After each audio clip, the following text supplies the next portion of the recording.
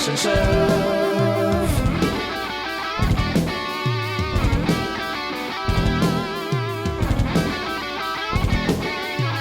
The Action Shelf.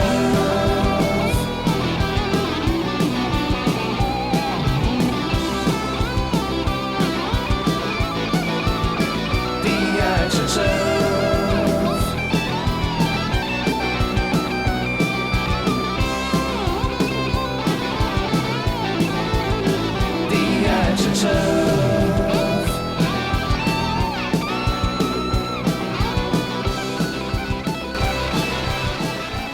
Welcome to the Action Shelf, the podcast that celebrates the glory of B action movies. I'm John Campbell. I'm Michael Listman. Oh, Listman, we find ourselves in the wonderful month of May, and that means it's the start of another theme month here on the show. And this month's theme is Monster Mayhem. Yeah. May all in caps. This is a full month of monster-based action movies. Kicking it off with an interesting one, too.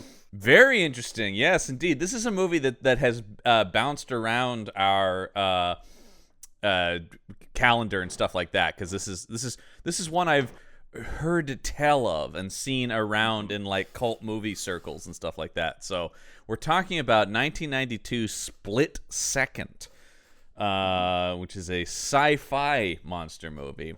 And a theme month usually means a month of guests, and this month is no different. So we're bringing back some of our favorite guests on the show. And returning, he was last with us for a very notorious episode from our Spooktober series last year. Mm-hmm. Jerry Chrisman is with us.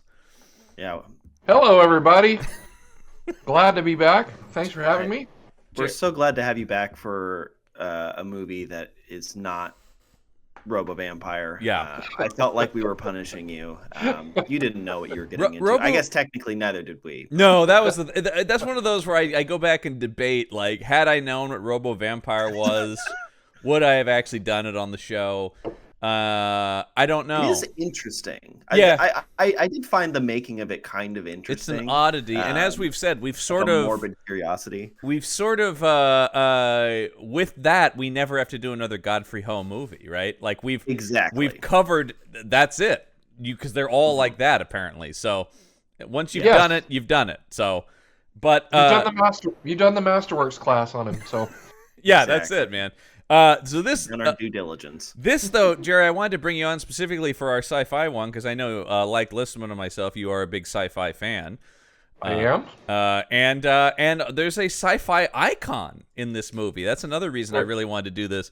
Mr. Rutger Hauer, who's in one of, if not like arguably the greatest science fiction movie. I mean, it's certainly in the running. I feel like that with Blade Runner. Mm-hmm. And I thought you meant not the Hitcher. No. Oh, sorry. Rutger Hauer is a guy whose career is very interesting in that sense, though, because he's in like some amazing movies, and then he also made a lot of trash. He sure did. Well, we all got to get paid, I guess. Yeah, Did he ever like really break in? Like, because obviously Blade Runner wasn't a huge hit when it first came out. Did Rutger Hauer ever get that really big breakthrough that sort of made him a well-known name in America? In America, no. I mean, I think he was a big deal back in Holland. And some of his, I mean, you watch something like Soldier of Orange, and he's amazing. And his work with Paul Verhoeven. But no, I think he was always kind of a cult actor or a character actor in prestige kind of stuff. But in terms of like as a leading man, I think of him as being like nerds love Rutger Hauer. Because you have stuff, I mean, like The Hitcher is another example of, that's a cult movie, you know. Mm-hmm. It's very silly. He actually, we were just talking about The Hitcher over on Meet the Monsters, the podcast I do with Brendan Jones. And we were talking about The Hitcher is a very dumb movie that is actually elevated quite a bit by Rutger Hauer. Mm-hmm. He's surprisingly good in that very stupid movie. And I think that's kind of what I think of him as almost always, is a guy who brings gravitas no matter how shitty the movie is. And I think that's honestly the case in this movie, too. He is doing everything he can to bring some sort of grounding to this incredibly dumb film. He's certainly not phoning it in. No. He's a guy who I don't think I've ever seen him phone it in. And we will do... Yeah. There are plenty more Rutger Hauer movies to do for the Action Shelf. So, you know, but yeah, let's talk about 1992 Split Second. Why is this movie called Split Second? Yeah, that was going to be one of my questions. I have no idea why it's called that. It had several different titles during its development, apparently. It's so generic. I looked it up last night before I watched it, and then I went and sat down in front of my television and then forgot the name of the movie and had to go back and look it up. See what? That's how forgettable this movie is. Well, this movie has a very interesting production history, because I will say that this comes to us from writer Gary Scott Thompson, who is best known for having written the original Fast and Furious. The original The Fast and the Furious from 2001. Never wrote any of the other ones, but is still getting paid for being the creator of those characters. What? Yeah. So he's motherfucker. Exactly, right? He's never had anything to do with any of the sequels, but he gets that based on characters created by for that entire franchise. So pretty good for writing what was at the time like a mid-level, action movie. He was also the creator and showrunner of, do you guys remember the NBC series Las Vegas? Nope. With James Caan? Yes, vaguely. Yeah. That ran for like 8 seasons, though. Like James Caan as the head of security for a casino in Las Vegas. I don't know how or why that carried on, was popular, but the idea of like the inner workings of the security people of a hotel and casino, but it was big. So, I mean, that's been his career. But what I will say is this film did not start as a science fiction movie. His original screenplay was set in present day present day Los Angeles specifically, and then basically through we all know how movies come about. Things just kept getting reworked and whatever, and so it ended up being set in futuristic London. The original title was Pentagram. Was the title of his original script.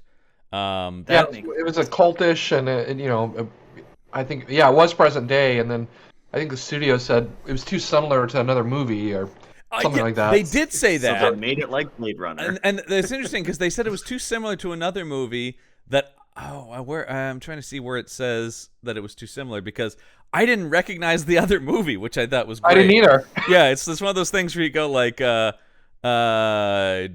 but that wasn't anything, so I don't understand. Then they changed the title to Black Tide before it ended up being called Split Second for reasons I can't follow. Black Tide makes a little more sense than Split Second. It does. No, I mean, Split Second really has nothing to do with this movie. Nothing. I should call it Rat-O-Rama would have been better. Rat-O-Rama, yeah. I mean, like New Moon comes to mind. I mean, we know that would later be a Twilight sequel, but at the time it wasn't. Right. Anything. Really almost anything. Because what I was not prepared for was the occult aspect of this movie.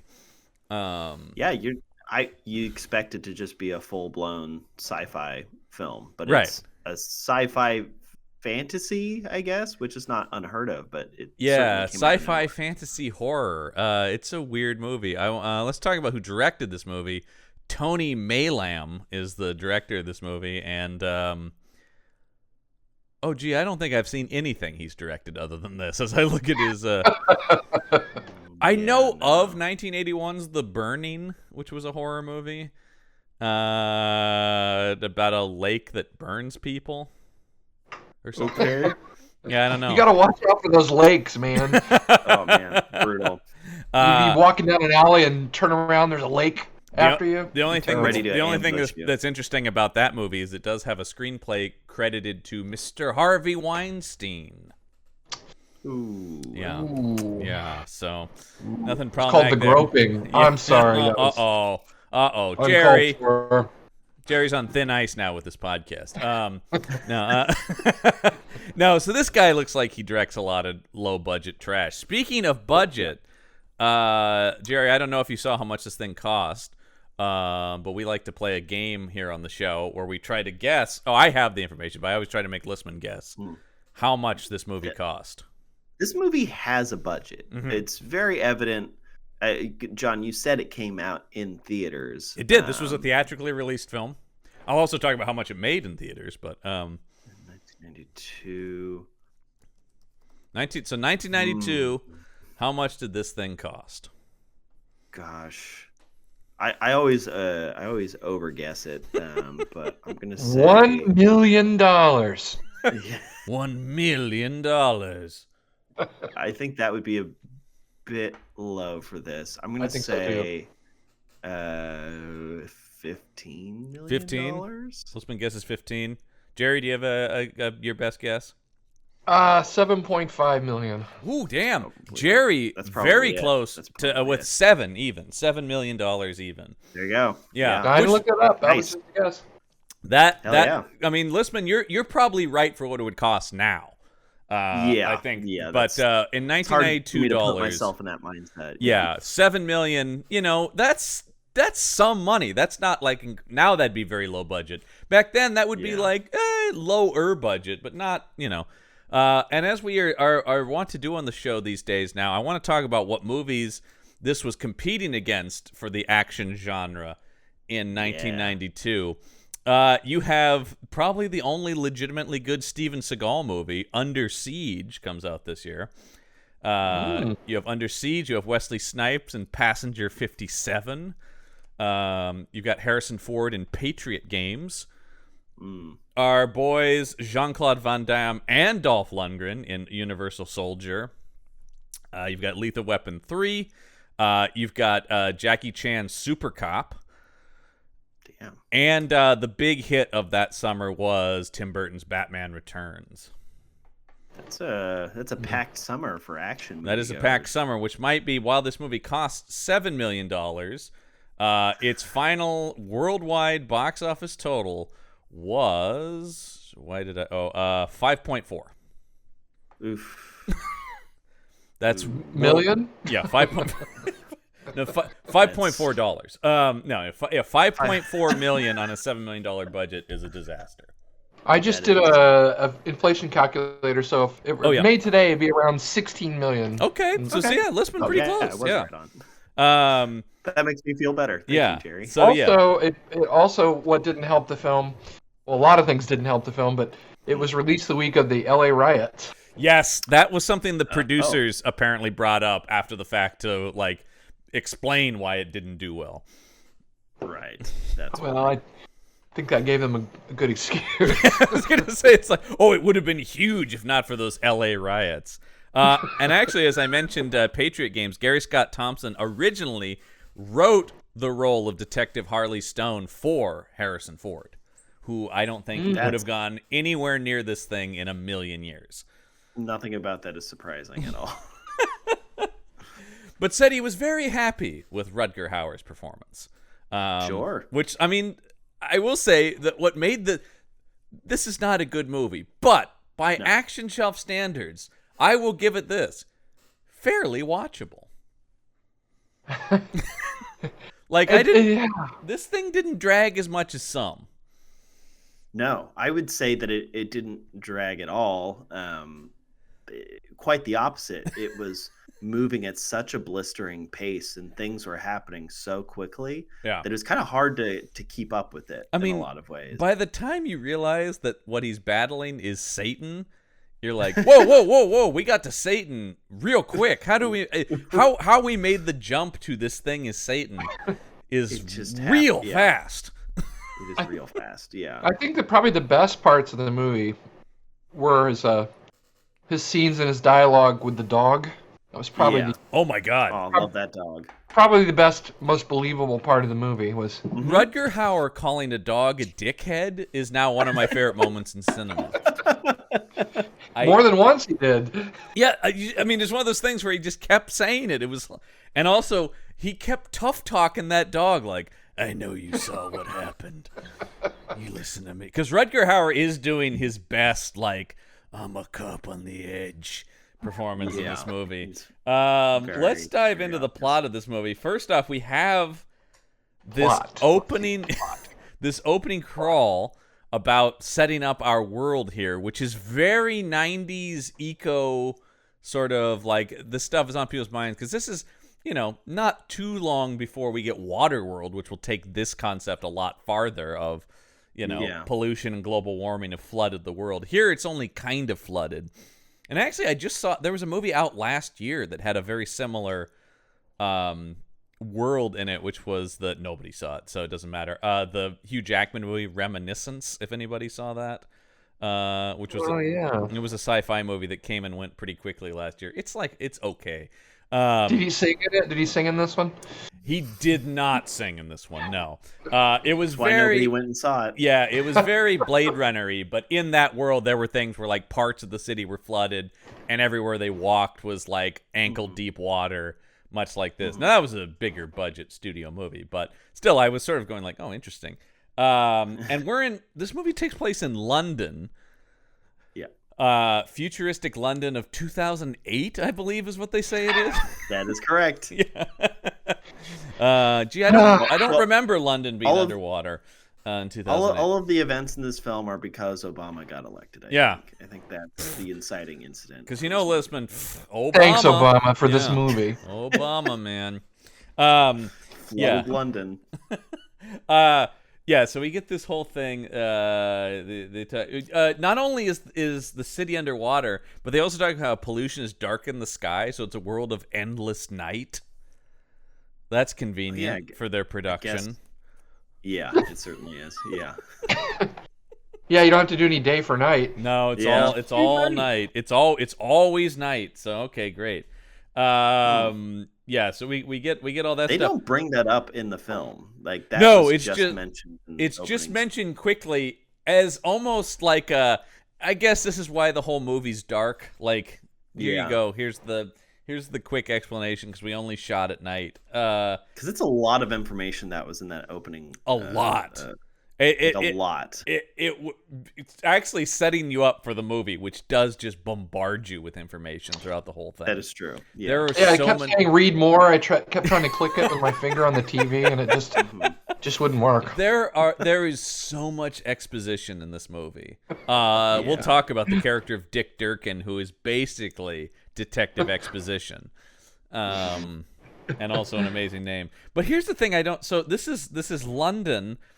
Everyone is British except for Rutger Hauer, who's doing an American accent. No, that's the one. That was just perplexing to me. He's a Dutch guy doing an American accent in a movie set in London. Okay. Because Kim Cattrall also didn't have an English accent. Right, yeah. Right? She actually is American, yeah. And because they had a history together, maybe you can intuit that they're both from America. But his partner was from England, and that was her husband. Oh, no, you're right. Yeah, that doesn't make any sense. Okay. Never mind. I was trying to give this movie even a modicum of credit. So we're introduced, the first thing after the crawl, we're introduced to Rutger Hauer with his cool boots, long coat, circular sunglasses, the cigar, and he's got a big old fucking gun. And get this, that gun he has in there is actually a paintball gun. Yeah. It looked like it, yeah. Anytime you got any kind of close-up with lighting on it, it looked like it was made of plastic. Yeah. Because it was. Actually, all the guns looked like they were obviously made of plastic. Yeah, they're all clearly like mock either paintball or airsoft guns that they've glued some stuff to make them future guns. It once again is, but just the whole look of this character is future badass. Yeah. It did. He's missing like a robot arm or something though. I wanted one more piece of sci-fi like tech on him or something. That would have been cool. Yeah, because I maybe I've just been playing too much Cyberpunk. That'll do it. Yeah. But because he's got kind of that look. But yeah, Also, you gotta love that it's permanent night, and this guy's always wearing his sunglasses. Cool. He's just Wow. too cool. Yeah, they didn't really get into how difficult it would be to find sunglasses in this world at this point. That could have been an interesting I don't think moment. we see any other characters in the movie wearing them, because why would they? I mean, obviously, yeah. And this is and also he's got those cool. This is very 90s. He's got the circular red lens sunglasses, almost Daredevil-esque. Daredevil, almost like it kind of reminded me of like Natural Born Killers a little bit. Yeah, too. that's that's right. Good. Yep. Yeah. Nicolas Cage has sunglasses kind of like this, and Face Off as well. Oh yeah, It's very 90s. I definitely think of this as a 90s look. But this is Detective Harley Stone. And in his home, that's kind of a pigeon roost. Yeah, Yes. I called it a hoarder's disaster. nest in my. I called it a hoarder's nest. It's definitely in my notes. condemned. Yeah. It is a condemned space. Yeah, But he has Harleys. He has a Harley Davidson in his he has a Harley. whatever he lives. He has a Harley Davidson in the living room, and then when you go into his bathroom, above the tub, he has a giant Harley Davidson sign, like And then he out has of a Harley show. Davidson poster next to his front door as well. Yeah, I'm starting to think this movie was sponsored by Harley Davidson. I don't know, though. those are real logos. You can't use those without some kind of incentive there. Oh, that's true. I just Maybe love- that's probably half the budget went to pay Harley Davidson. I love the idea that Harley Davidson's like, yeah, we want to get involved with Split Second. This thing seems like it's really going to be good for our brand. And see, his name's Harley, and he has Harleys. See, get Right. it? Get it? So That we must have been. There must have been a pass where they're like, Harley Davidson just gave us $4 million. It's over half the budget. We have to change the character's first name. I'm sorry. he was That's Harry just what it has Stone to and he became Harley Stone. Exactly. Yeah. Well, I wouldn't be surprised if his name was Harry, because he is sort of doing his Dirty Harry impression. I mean, isn't he kind of bit of just that too, future yeah. Dirty Yeah. Harry in this? Because everybody comments about how big the gun he carries is. They're calling it a cannon. And Which it even has like the revolver sort of like I don't remember. yeah, what the exact word is. the cylinder, like the cylinder chambers of the thing. Which Got is the cigarellas. oh the god, Clint yeah. Eastwood. Oh, Also, kind of yeah. borrowing other Clint Eastwood stuff too. Yeah, because there's never not one of those in his mouth in this thing. It's always Pretty there. much. Yeah. That's my impression of Rutger Hauer's performance in this movie. Just He just kind of growls at people. in he this does, starting with this. Dickhead. Arf. Well, that's right here in this opening scene where he busts into this S&M dance club. I don't quite know what the deal with this place is. This is the thing about the movie. You're right, Lisman. See, like, it moves so fast. To me, it was like improv structures. Yeah. Because you're like, okay, you're in an S&M nightclub. You're looking for a killer. Go. Yeah. And these actors are just doing the best they can with the Just like, I parameters. guess this is what we're doing. We're gonna need a location. And we're gonna need. S&M Yes, dance and- club. Yes. Yes, Yeah. And police detective. Go. Yeah, because he comes to the entrance to this club and they're not letting him in and this dog is barking at him. And it's just in context he's talking to a dog, but I wrote it down as one of the nominees for one-liners. He just goes, "Police dickhead," To the dog. and the dog backs off. I love the dog's like, "Whoa, cops, okay." He did. Take it easy. Take Yeah. it easy, man. Hey, just doing my job here. Yeah. Oh man. And of course, And this- if you notice too that it inexplicably, like, almost every scene is like it just goes to 100 real quick in the Yeah. dialogue. yes. Yes. Yes. Oh yeah. Whoa! Let me in. Well, there's no time because there's no time for build up in this movie. There's no time. We just got to get right to it in a split second. Hey, that's the title. Yeah. Maybe that's what it was. Yeah. Yeah, maybe. Uh, But yeah, I think that adds to the frenetic pace of it, and I think that also detracts from the theoretical tension they might have been going for. yes. If everything's moving at 100 all the time, it's not going to Well, there's not going to be tension. It's interesting if you really look at the structure of the movie. For the most part, it's a pretty standard like cop hunts a maniac structure. You know, it's no different than like a Dirty Harry movie or later in something like Seven, structurally. And then they've glommed on all this sci-fi stuff, and then by the end, all this like occult horror stuff. And yeah, I think it does seem like in absence of any kind of actual plot or character work, they have used pacing to just gloss over that. Because like we said, the movie does move very quickly, which does make it watchable. But if you put any thought to anything going on in it, you're like, wait a minute, what? What the hell's going on in this movie? But as soon as you think about something that happened in the film, 5 other things have happened, and you have to pause and process it. Like I had to pause it several times just to be like, okay, where are we? What's happening? What's, how can I keep up with this film? And the answer is I had to pause it just to stop feeling nauseous. So that's fair. That's fair. So in this club, a woman has her heart ripped out in the bathroom of this club. Like instantly. It's instantly. Did you have some future kick flashbacks here, Listman?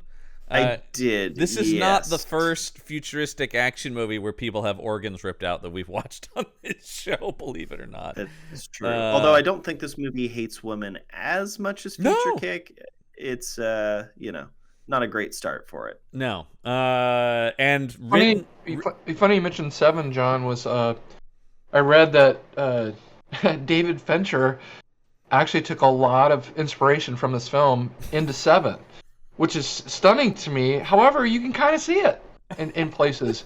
And he goes, I can do this better. Some of the cinematography is not bad in this movie. Yeah. No, I mean, I think that's where we watched a truly atrocious looking movie last week on the show. And the last couple weeks have been pretty bad cinematography wise, but there is the gloss of, once again, it feeling like a real movie in that sense. Like it looks like a film that would come out in theaters, which we don't always get to watch on this show. I am curious who Clive Tickner, I'm guessing British, shot this movie, and I just want to see what else he shot. Looks like he's like a BBC guy, so like pretty good. There were a lot of, and with the pace, there were a lot of camera setups too. Lots and lots of camera setups. So yeah, it did have some production value. This is it seems to me like the director was 13 years old and had really good people around him. Yeah. This is the man who shot Spice World, you guys, the cinematographer of this movie. Oh, well, okay. Never mind. This is a thing of brilliance. Can you imagine? It's like, oh yeah, what is he being interviewed? What movies have you done? Oh, I did Spice World. And I did Split. Yeah. He wants you to remember that he did the original BBC miniseries Traffic, which became the Steven Soderbergh movie. Oh wow! Yeah, it's really good. Them both great. So I do love how often Rutger Hauer points his gun and just starts waving it around at people, which is what he does after he finds his body, where he's like, "Somebody saw something! God damn it!" In the club, and they're all circled around, and he's pointing at everybody. Yeah. And then nobody's responding, so it felt weirdly like alienating because he's just kind of growling at people, and nobody's. Nobody did see anything. Like which is weird for the hero of the movie to be going, somebody saw something, I know it, and then to be like, no one did. And also at this point, we don't know who he is, what his motivations are, or anything about him. In fact, that comes in the next He will scene. be arrested here. Yes. Actually. Yes. Because he's been suspended from the police, of course. Yes. Too much of a loose cannon. We should say also written on the mirror in blood is, I'm back. Which later, I don't understand the motivations of this thing, because once we find out that it's not like a human entity, I don't understand the taunting of the detective. Like, I don't follow it was still behaving like a serial killer, because they were like profiling it that way. Well, because I think this is where it not being a supernatural or sci-fi thing originally as a script is starting to come into, where you're going like, oh, it clearly was a serial killer movie, and they just changed like the third act to make it a monster. Yeah. Right. Well, and the monster or whatever it is had excellent penmanship and good grammar. So excellent. Which I'm back. one of the better parts of the movie. How did it write that? Maybe his one of his finger blades. How did it? He had like quill pens for fingers, I guess. I guess so. Yeah. But you're right, Listman. The width of the letters looked like a human finger, not a spindly claw hand. Yeah, I mean, it could have like carved into the mirror. That would have been something. I guess that would have been. Yeah. Just the idea. Well, he had the opposite. Like how some people have like one long nail for their I guess for their drug habit. Yeah. He did the opposite. He had 9 long nails and 1 short one, so he could write. Yeah. Obviously. Yeah, I missed that. Yeah. Yeah. It's okay. It's subtle. I just love the idea of this. Also, deep, this happens very quickly. Because this woman screams as her heart's being ripped out, and Rutger's in that bathroom pretty quick, but this thing has gotten away, but still managed to very legibly write, "I'm back" on the mirror. Can it It's tell? all like 30, 45 seconds. And, how did he get into the bathroom? Great question. I get And B, how did he leave? Well, because there's later we see him frequently busting out of walls and stuff, but there's no like big hole in the wall this time. Nope. That's how he there's escapes just a later. big hole in the plot. Thank you very much. Uh-oh. Jerry's done. That's it for Jerry on the show. He's going out on top with that one. I liked when he asked the dog where the monster went, and the dog went, "Right-o-ro." Yeah. He went right-o-ro. Well, he's at when he goes, "I know you saw something, dog," and I'm going like, "Oh, No, I didn't. is this dog going to he somehow also- be important?" No. Is this the scene where he also looks at the little girl and it's like, Oh, you saw it? no, that's later. It's basically the same Okay. thing later at a different murder. Okay. With the little girl is the same thing, and she also isn't important. Nope. Nothing comes from that. but I don't anyways. understand what any of this was. Hey, little girl, did you see where the monster went? No, I didn't. So Why didn't you, right? So we have Same voice. our police captain talking to our I guess our audience surrogate character, Detective Dick Durkin, who's new to the squad. He comes from the behavioral science unit, so he's a criminal profiler. Once again, getting into very serial killer movie kind of stuff here. Oh, I'm looking up this guy who played Dick Durkin. He does a lot of video game voiceover, primarily. Oh. He's been involved in all those Middle Earth games. Okay. Yeah, he does a lot of stuff. And I mean, he does. He plays the Vulture in all the animated Spider-Man stuff that's on. He's done some Mass Effect. He frequently plays Alfred in a lot of the animated Batman stuff. So he's working. Yeah, I mean, and once again, I don't think any of the acting is bad in this movie. Yeah.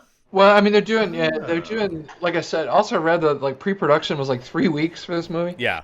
I'm sure there was zero rehearsal. Yeah, I And, think what it actually says is it was 2 weeks of pre-production, then 3 weeks of production. So this thing was planned and shot very fast. This feels like it. Also, it feels like it was written very quickly. Yeah. I think, Jerry, what you were saying, the yes-anding was the writing process. Well, they I just said, took 2 prompts and then created a scene and then just went on to the next. Well, because scene. I think that did happen because like it was developed as a normal like serial killer thriller, and then pretty late in the game changed into this monster sci-fi movie. So I think you're taking a structure of movie that was probably like at least a decent script, and then very quickly adding all these genre elements to it that obfuscate anything about it that was there originally. Because Dick Durkin being a profiler doesn't really matter because there isn't a profile. No, because he ends up having to be this Professor Van Helsing occult expert by the end of the movie. Right, randomly. Which didn't, at the beginning of the movie, he said he wasn't familiar with that stuff. Yeah, then he has a line where I've stayed up last night reading all the books about it. Now he's an expert. Like, yeah, yes, yeah. Okay, so this happens at the club, and then doesn't he like he goes nuts, and then there's just a shot of him. Doesn't he get arrested or he gets? Yeah, and he's in his cell going like ah. But it's like, well, we obviously need to get him out of there and put him back on the force. That makes sense. Yeah, because this police captain who's bringing Dick Durkin in gives us a full download of everything we need to know about Detective Stone. And by the way, if you're playing Action Shelf Bingo, go ahead and cross off one of our favorites, which is he's the best we've ever had. There's a lot. There's a lot of he's those the best we've ever had. His partner, the reason he went crazy is because his partner was killed by this killer because they don't know it's a monster yet. And also, he's your new partner. I mean, every cop movie cliche is in this film. Yeah. The whole and he's your new partner goes back to Lethal Weapon, right? Meet your new partner. And he's pissed off. The captain's all pissed off. Of course, the whole time they're in the police station, they're all at 100. And what's this deal with Pete Postlethwaite? I have trouble. I always have trouble with his last name. Yeah, Pete Postlethwaite. Who's a great actor, but what is that? When Postlethwaite showed up, I went, "Holy that guy's an amazing prestige actor, a real deal, great UK actor."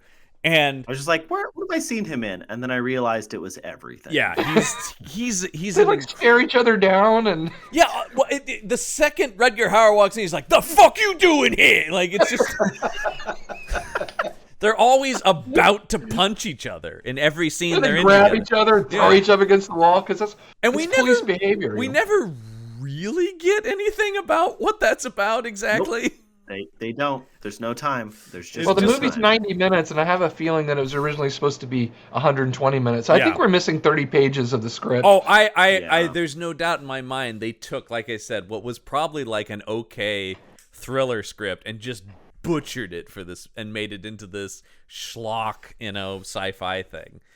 Well, it is amazing to me who they got in there. I mean, it's not these are not unknowns. I mean, no, there's several very well-known UK actors. You got Kim Cattrall, who's done a lot, and Rutger Hauer. It's just I just don't know how they got him, and then we got this. It's not. I mean, at $7 million, it's that's decent, okay-ish money, but enough to afford this cast. I like how Kim Cattrall had just finished shooting Star Trek. Yeah, and she still has her Vulcan haircut in this movie. She has her Vulcan haircut. They can't change. She clearly came right from Star Trek 6. She did. But that also tells you where she is. She's in a big budget Star Trek movie, and then she goes, "What was this?" Just on my way back home, I'll pop over to England and shoot this thing real quick, and then go change my Vulcan hair. Because I did think that. I mean, being the massive Trek nerd that I am, I'm going this seems a lot like your hair from Star Trek 6, and yeah. You can still see the spirit gum on her ears from the pointy ears. So you can actually see some of the shaved off what would have been the Vulcan sideburns on her. You can see that. There's still the stubble of That's so funny because I remember thinking that was such a very specific and distinct look to have. It's all remnant. It's just remnants from the Star Trek movie she did. It's remnant, of another sci-fi movie. That's Can we get Kim a wig? Nope, can't afford it. Yeah, no. Not the budget. Sorry. Oh no. I mean, we've spent wigs so much. Are very expensive. We've spent so much money on this alien monster thing. Jesus Christ. Which they hide for so long, and boy, it doesn't play like an Alien where they hide the alien for so long, and then when it shows up, it delivers. Here you're oh, sheesh. It's kind of a cheap xenomorph. It does, exactly. It's a low rent xenomorph. Is what. Well, it's like they combined Alien with Venom. Yeah. Yes. I was thinking the same thing. Yeah. It's very, and they I mean, that's the other thing too, is they are also, not only is every cop movie cliche in this, but they are ripping off so many other better sci-fi movies. The way they shoot it, where the teeth, we'll get to it later at the end, but where the teeth are dripping, and you're going boy, you're just doing Alien, and it's worse. Of course it's worse. Rutger, you've worked with Ridley Scott, right. But all right, yeah. So meet your new partner. Oh, he really gets Postlethwaite here when he stirs his coffee with the guy's pen, right? More than once. Yeah, then he does it. Then he does it again. That's his move. That's his fuck you. Well, there's also he's got a lot of sugar, like a half cup of sugar in my coffee. Well, they do talk about that. He's subsisting on cigarettes, booze, and sugar. That just tells you what a mess this dude is. He drinks old cups of coffee that are just sitting around in his sink. Oh my god, that grossed me out. I really was like, ugh. Oh yeah, there were several moments involving his apartment that were literally like physically revolting. The chocolates that are just stuck to the fridge. Ugh. Which Control eats. I had to rewind to see what. Oh, yeah, I was so. Ooh, I'm hungry. Chocolates in the fridge. That's okay. They're just like, what did he lick them? Did he melt them? Because they're just stuck on. Stuck to it, and you could see that the fridge is like dirty and like disgusting. When they, I was literally worried for the actors. All right, so for our listeners in upstate New York, they took these chocolates inexplicably, and he has them stuck to his refrigerator door. Yeah. So they're like magnets, but they're in a pattern. I think it was a heart pattern. It's a heart. Yeah. It was. Yeah. Because they're they're romantic. Well, and hearts is a whole theme in the movie, right? The motif of the heart. That's right. Oh, very good, Johnny. He ate a piece of the heart. Yeah. Like the monster. Yeah. Hey, that film school education is coming back for me here. Wow. Okay, this movie's coming around. The motif I do have to of admit, hearts. I'm humbled because I admit sometimes I get things wrong. I don't know because last time I was on, I didn't understand the hopping vampire. It turns out that's something very, very old. Yes, I didn't know that. I didn't know that either, and I was shamed by Meet the Monsters co-host Brendan Jones for not knowing that. No, Seeing as the two of us are supposed monster experts over there, and apparently, so I don't know. Maybe this heart-tearing Satan monster is from some deep lore. I don't think it is. Right? Maybe Norse mythology or something. I think Thor fought this guy. Because Norse gods like to put chocolate on refrigerators, right? They do. So. They do. That's a total Loki thing. Yeah. It's mischief, man. Yeah. Oh, so not only that do we get but so they're meeting now. The guy he's got he's trying to come up with a psych profile, and he's going back and forth between a psychopath and what was the other thing he was talking about? It was gobbledygook nonsense, but of course we get. Oh yeah, like he was like psychotic. A Scorpio. He's like he said this monster is a Scorpio. Like, well, later he gets into that because we find that's when we'll talk about later when he's in great detail painting the Scorpio symbol on the ceiling in blood. This monster spends a long time. He said it was like, I thought we were dealing with like somebody psychotic, but now he's a psychopath. It was some like what? That was my thought too, where I go like, I don't understand how what you're saying are two different things. Perhaps he was implying somebody had psychopathic tendencies as opposed to being certified clinically psychopathic. Perhaps. I think like saying, "Well, I thought we were dealing with a car." Okay, here it is. I think he's a psychotic. Yeah, I mean, yeah. Here's the line. I found the line. I think he's a psychotic with a psychopathic personality. I guess, yeah. No, he's just saying that's nonsense. That's nonsense. I had a nickel for every time that's been said to me. Also, about me. He's a killer. Like, they know he's a killer. Like, it's a thing where he goes like, because he seems to be surprised. He has this whole thing where he goes, I would have thought he'd given up killing, because I thought, and you're like, what? He would seem to have stopped killing, but now he's back.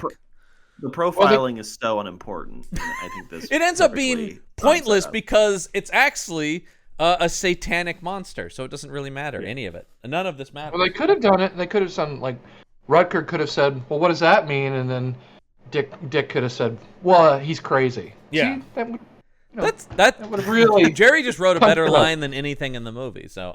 Yeah.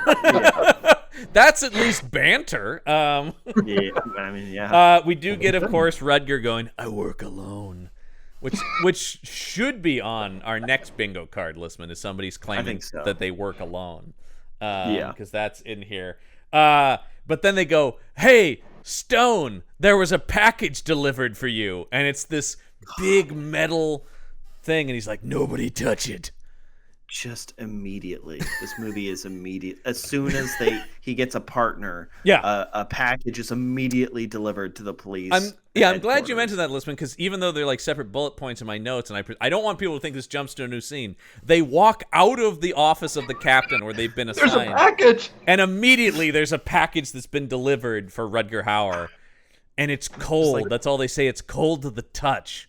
This is like 15 minutes into the movie. Like, no time. What I like is like everyone, and he kept saying, "Don't touch it! Don't open it! Don't open it!" And then all of a sudden, it's like, "Well, okay, open it." Yeah, actually, you know what? Go ahead and open it. Well, I also do love, because this guy is such a mess. You got Postlewaite going like, "Hey, it's probably a cooler of beer." And of course, they open it up, and it's packed in ice. It's a human heart with a big bite taken out of it. Yep. Sick fuck. Well, it was very courteous that the monster put it on ice. Yeah. Well, he wants to preserve that. Sure it lasted. And and again, he left a note, and it was excellent penmanship. It was great.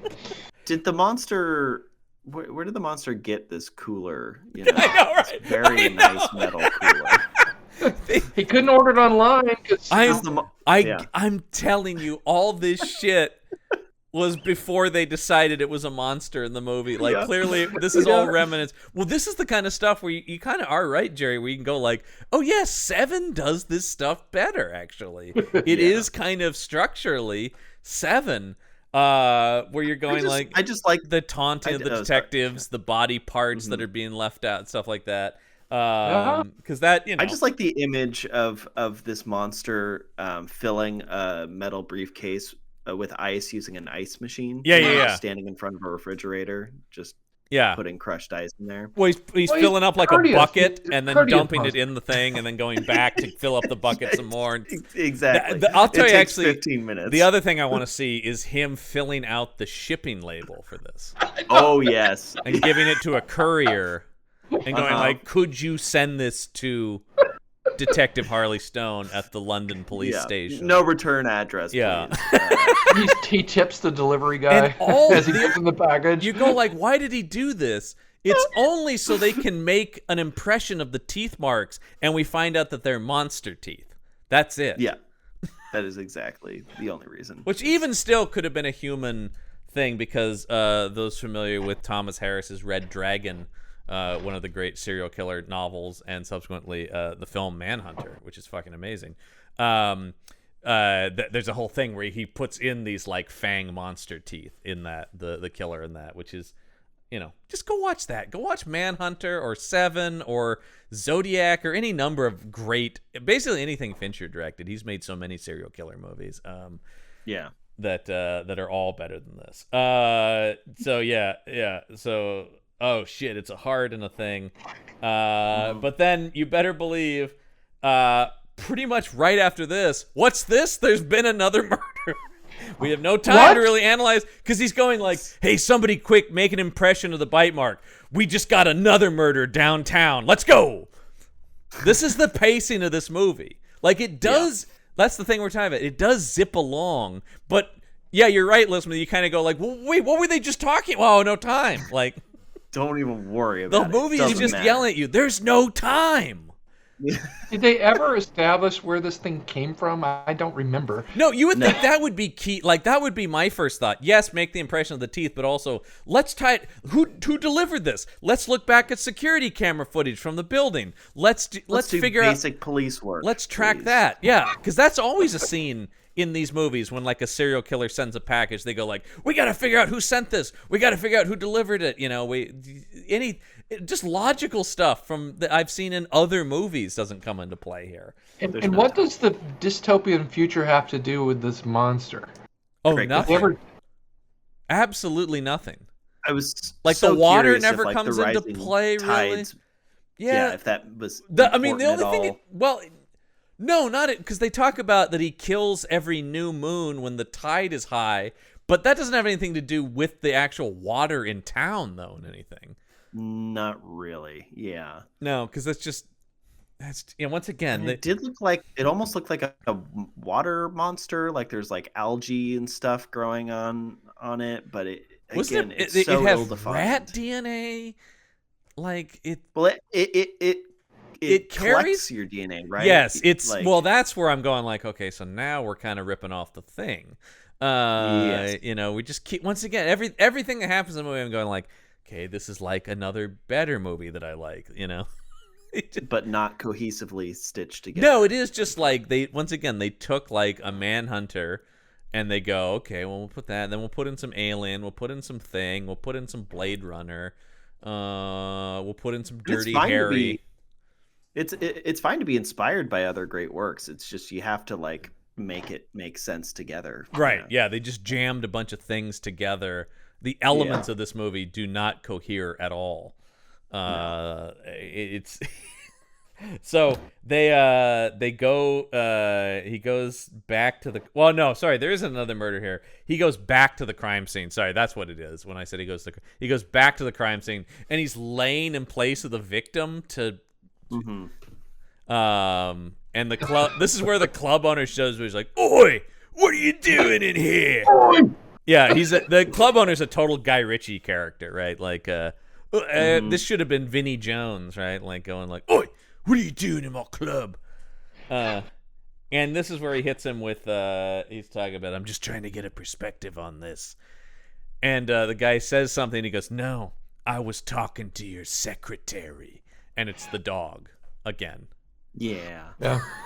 Which I looked in the credits. The dog's name is Havoc. So just great. Let everybody know. Yeah. And the dog takes excellent shorthand too. Sorry, yeah, it's great. It's here when he's at this crime scene, the previous crime scene, that he gets a call that there's been another murder. Right. Yeah. So we get this little thing with the dog. I don't know what he learns from this, by the way. He doesn't learn, John. He doesn't learn anything. This movie doesn't want him to. This try and movie solve a murder. in no way functions properly as a detective story. Is everything sort of smushed together because it all has to happen during a new moon? Is that? I think so. Yeah. Like he's doing all these killings within like 3 days or whatever, right?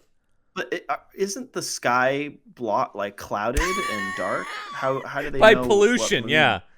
Because it's How not do they know when it's they talk about it being permanently night. It's like the Matrix. Actually, the Matrix uses the polluted sky much better than. Well, it's just a better movie once again. Just keep coming back to that. There's so many other better things. But yeah, you're right. They wouldn't even be able to see the moonless one because the whole idea is the sky has been blocked out by pollution.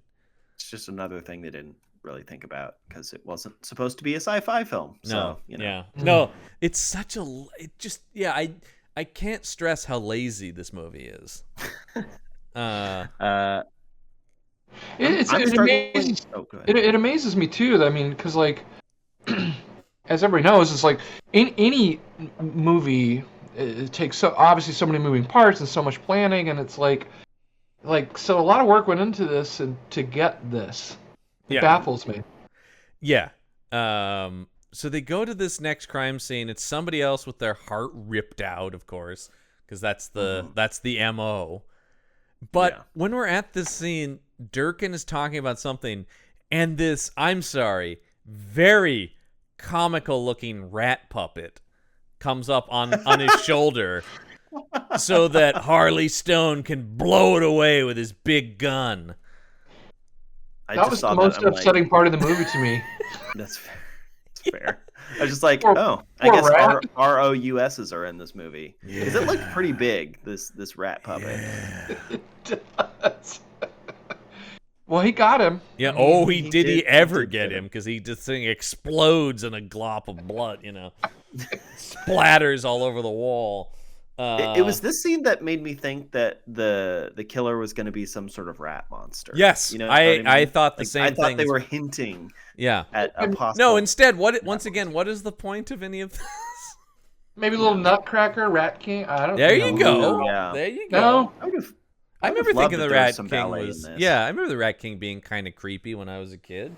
Your ballet would have made it better. That's true. Oh, a little ballet act. Almost anything would have made it better. Like there's a pretty blank canvas here to put quality stuff on. That's true. Yeah. So they this is where they find the Scorpio symbol once again drawn in blood on the ceiling. Very detailed. And a lot of time this would take. Oh yeah, because he's doing it. I mean, once again, think about it, he's doing it.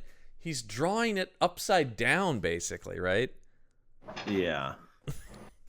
And they do hint at him being like 10 feet tall. So. Well, they talk about that. Yeah. This guy'd have to be 10 feet. I don't think he's 10 feet tall when we actually see him. He's like maybe 7. He's pretty tall. He's maybe 7 feet tall, though. I mean, because Yeah. he's towering over like average height Rutger Hauer. He's not, right.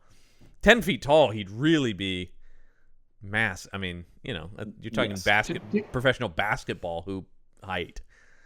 Did they ever explain where the monster went? Because he was gone. Yeah, no. And he came back. And then somehow I missed it. Why is he picking on Rutger Hauer? I mean, did they ever establish that link? He has a psychic connection to Rutger Hauer, right? Because they Why? clawed him. Because he clawed him. Every person who he bites or claws or leaves a mark on, some of his DNA is in that wound. Which, because both he and Dirk, well, all three of the main characters have the psychic connection with him by the end of the movie, because he's hurt them all. Yeah, it's because that's the thing with the heartbeat, where he keeps hearing the heartbeat, and he's like, I know, and he's like, it's not my heartbeat, it's his. He can sense him. He's got like echolocation heartbeat for this thing. That's how, because Durkin keeps talking about, like, how do you know where he's going to kill before he does it? That's a story for another day, for the sequel. Yeah. Yeah. Oh, God. Split Second 2. Electric Boogaloo. Oh. I wouldn't be surprised if they had done, like, a straight-to-video. So, yeah, this is where they talk about, because the Scorpio symbol, they're like, perhaps something occult is going on. And then I just wrote more tension with Postlethwaite, but I don't even remember what that scene is. They yell at each other some more. Who cares? Doesn't matter. And this is where Postlethwaite looks just surprised he's in the movie. What am I doing here? There's that one look on his face. Yeah, I mean, this is another one where I'm going, like, did Postlethwaite just have some, like, days off between other projects and goes, might as well make a couple bucks? I swear that's how some of these people end up in these movies, is they just have a gap in their schedule, and they go, yeah, okay, I can do that, I guess. We should call Kim Cattrall's agent and ask her for a statement on how she got in that movie. It's like, well, it's so interesting, because the next movie Postlethwaite makes after this is Alien 3, which is the directorial debut of David Fincher. Oh. Another movie that was a big mess in the production. Oh, God, yeah. Grief. Absolutely. A movie, yeah. There are so many. I have the graphic novel adaptation of the original script for it and stuff like that. That movie changed so much between conception and it doesn't work. There's some cool stuff in Alien 3, but it really doesn't work as a movie. It does not. It's unfortunate. And the first two movies are so legendary. The first two movies are like perfect. That Alien 3 and Fincher has disowned that movie. He goes, they took that away from me. It has nothing to do with anything I wanted to do. So that's kind of a bummer. Luckily, he made 7 after that, and that kind of gave him carte blanche, do what he wants. So yeah, let's see here. Something going on. Oh yeah, this is where they get the teeth impression. And he goes, do you think any man has teeth like this? Oh, because he keeps calling it, because Darren goes, why do you call this thing a beast? Why do you call this man a beast? Does a man have teeth like this? Now, is this conversation at the shooting range? Is that where this happens? I don't think that's where it happens yet. Okay. That's the next scene. No, because this is outside of the crime scene, because this is the scene where Rutger Hauer just starts firing his gun up into the sky and going, show yourself! I don't remember this happening. He starts firing his gun, and then all the other cops pull their guns on Rutger Hauer. That's right. I must have been writing kinds of guns. I must have been writing notes for something that happened previously. Well, that's what I love is the shot is we don't see any of the cops. It's all just hands with guns that come into frame. It's probably just crew members holding prop guns, like, because it's like 20 guns on him all of a sudden. But yeah, he's just firing because they're in like an alleyway, and he's just firing up into the sky, going, "I know you're here somewhere. Show yourself!" Bang, bang, ah. Like a psycho. Yeah. I'm glad they gave him. Psycho, or was he psychotic? Yeah. He was either he was a psycho with psychopathic personality. Exactly. Brilliant. Completely different. Brilliant. Oh my god. Yeah. They really did their research on this movie. This was so this is where they're going to go to the shooting range, but this is where they have there's a scene in the men's bathroom, and it's just so he can drop this one-liner, "Zip up, dick." You think they made this scene just for that one-liner? Yeah, because they start in the bathroom, and then they start in the bathroom, and then they go to the shooting range. There's no reason to start with the dialogue in the bathroom except for him to say that. Yeah. Zip up, dick. That's a good bumper sticker. Zip up, dick. Put that by visualize world peace and zip up, dick. Listman, did you love this shooting range scene? Because I love the sheer pointlessness of needing to aim with this gun that just obliterates the target.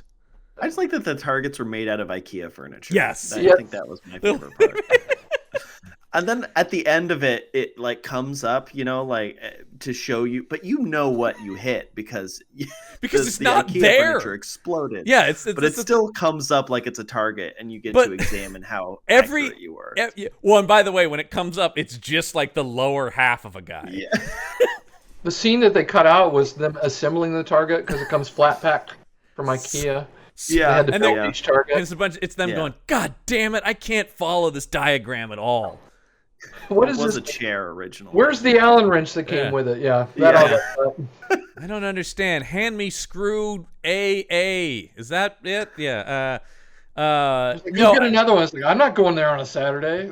I laugh so hard at this because I'm just going like, no matter where he hits, a huge chunk of the target explodes. I'm going, why? You don't need to practice precision with this weapon. Absolutely. It just explodes whatever it hits. Which makes it even more ridiculous that he was shooting into the air with this gun in a city. He's hitting something, Somebody's window unit air conditioner just exploded. Exactly. Jesus. By the way, kids, don't ever shoot bullets up into the air because what they never really show in movies is that the bullets come back down at terminal velocity. There is only one movie I can think of that actually does that. It's a random movie called The Mexican with Brad Pitt and Julia Roberts. Oh, right. There is a thing in that movie where a character is killed because people are firing their guns up in the air. That's right. And it lands on his head and kills him. Yeah. Wasn't that the name of the pistol, the Mexican? Yes, everybody's trying to get their hands on this antique pistol. But there's a scene where they're in a town and everybody's like celebrating. I remember nothing about the movie except that scene, only because that never happens. And I did think, wow, a movie did that. That's kind of cool. They actually did the thing. Yeah. That was. So maybe that's the message of Split Second is don't discharge your weapons up in the air. Maybe that's. I think so. It's part of it. There's multifaceted. That's a better plot than what this movie had. It is. It certainly is. Yeah. Public service announcement: do not shoot in the air. So the police are driving around in these jeeps that drive through the water, right? And Rudger goes, "Can I see your keys?" And when he shows him his keys, he's got like a full-size wrestler action figure on it. Like way too big a thing to put on keychain. It's not like a little thing. It's a full 6-inch action figure. But he never loses it, so right. Except he's about to here because Rudger will throw his keys aside so he can't follow him where he's going. Oh, that's right. And he's like, "Oh, damn." Actually, as I think about this guy being the voice of Alfred in Batman does kind of work. He does have the right sort of "oh dear." Let's see. Yeah, so he because he's going to this. I guess because everything's underwater now, we're just entombing people in mausoleums primarily. Is that the idea behind this? And this is where I think they just did that so they didn't have to show like a large interior of a church. This is very clearly a sub basement somewhere. Yeah. Or like some kind of, because this is where we finally, kind of somewhat later into the movie, meet Kim Cattrall. I was just thinking, it's like when I'm looking to date, I go to an Acropolis. That's where I find my lovely women, is at the Necropolis. I mean, it's you don't think that it's a great place to pick up women, but it is. Because she's laying flowers on the grave, for lack of a better word here, the memorial to her dead husband, who was Rudger's partner. Mm-hmm. But she was sleeping with Rudger. That's a weird thing that overcomplicated all of this, I thought. This is really way too complicated. Because she's both the wife of his dead partner and his long-lost love that he kind of screwed up the relationship with. And I'm like, that's too much going on. This character screwed up a relationship? Come on. Well, that's the thing, that it's tough to imagine he ever had. Like, because they talk about he was normal before his partner died, right? Like, that was sort of the idea. That's what drove him insane. What do you want for dinner, honey? A dickhead, honey? I mean, yeah. The fuck am I cooking for dinner, bitch? Do you want coffee for dinner? Yeah. That's all I've got for some reason. Yeah. In my fridge, I've got coffee. What was the name of Lola's or something like that? Bags of food in the fridge? Yeah, he just had bags of food. And then, of course, at the bottom of the refrigerator, he's got, like, rotting vegetables that he bought a head of lettuce 4 months ago, Well, you gotta get your fiber, Hell. Good for the heart. Jesus. Oh. So she's there with her Vulcan haircut. By the way, she's really good in Star Trek 6, I think, actually, which is one of the better Star Trek movies. It is. It's no Star Trek 5, but yeah, I'm just such a fan. I love all of them, even the bad ones. But Star Trek 6 is really good. So she's there. He shows up. They just happen to show up at the same time because he's like, "What are you doing back in London?" Pretty convenient. Yeah. But he goes, we find out that he stopped drinking, apparently, because he says he's back on the wagon. He's still eating the sugar and smoking, but I guess he's not drinking anymore. And he's really put his life back together, And then here's it. Obviously. I'm really getting it back in gear. Yeah. Me and my support pigeons are really yeah, because staying off the sauce. Well, it cuts from the mausoleum to him bringing her back to, why would you ever bring anyone to this place? Her non-reaction to him bringing her to a condemned warehouse space. This is where I'm living. I'm just like, I'm trying to imagine if somebody brought me into a space like this and it's like, help yourself to the fridge. Feel free to take a shower. You can sleep on this, couch here. I'd be like, no, I'm leaving. I'm gonna die of tetanus if I stay here. I did want him to be like, there's a couch under there somewhere. I don't know. It's over there in that general. Well, because I don't understand the hoarder's nest like nature of this guy. Why is he living? I understand he's like a burnout, but I would almost rather play it like when you see James Bond's apartment and there's just nothing in it. Yeah. Like that. Right. Yeah, that sparse makes sense. Is this his stuff that's lying around? I don't understand this lifestyle. Theoretically. I don't know how this fits. He never rides a Harley. I actually really thought the Harley was going to come into play in like the third act.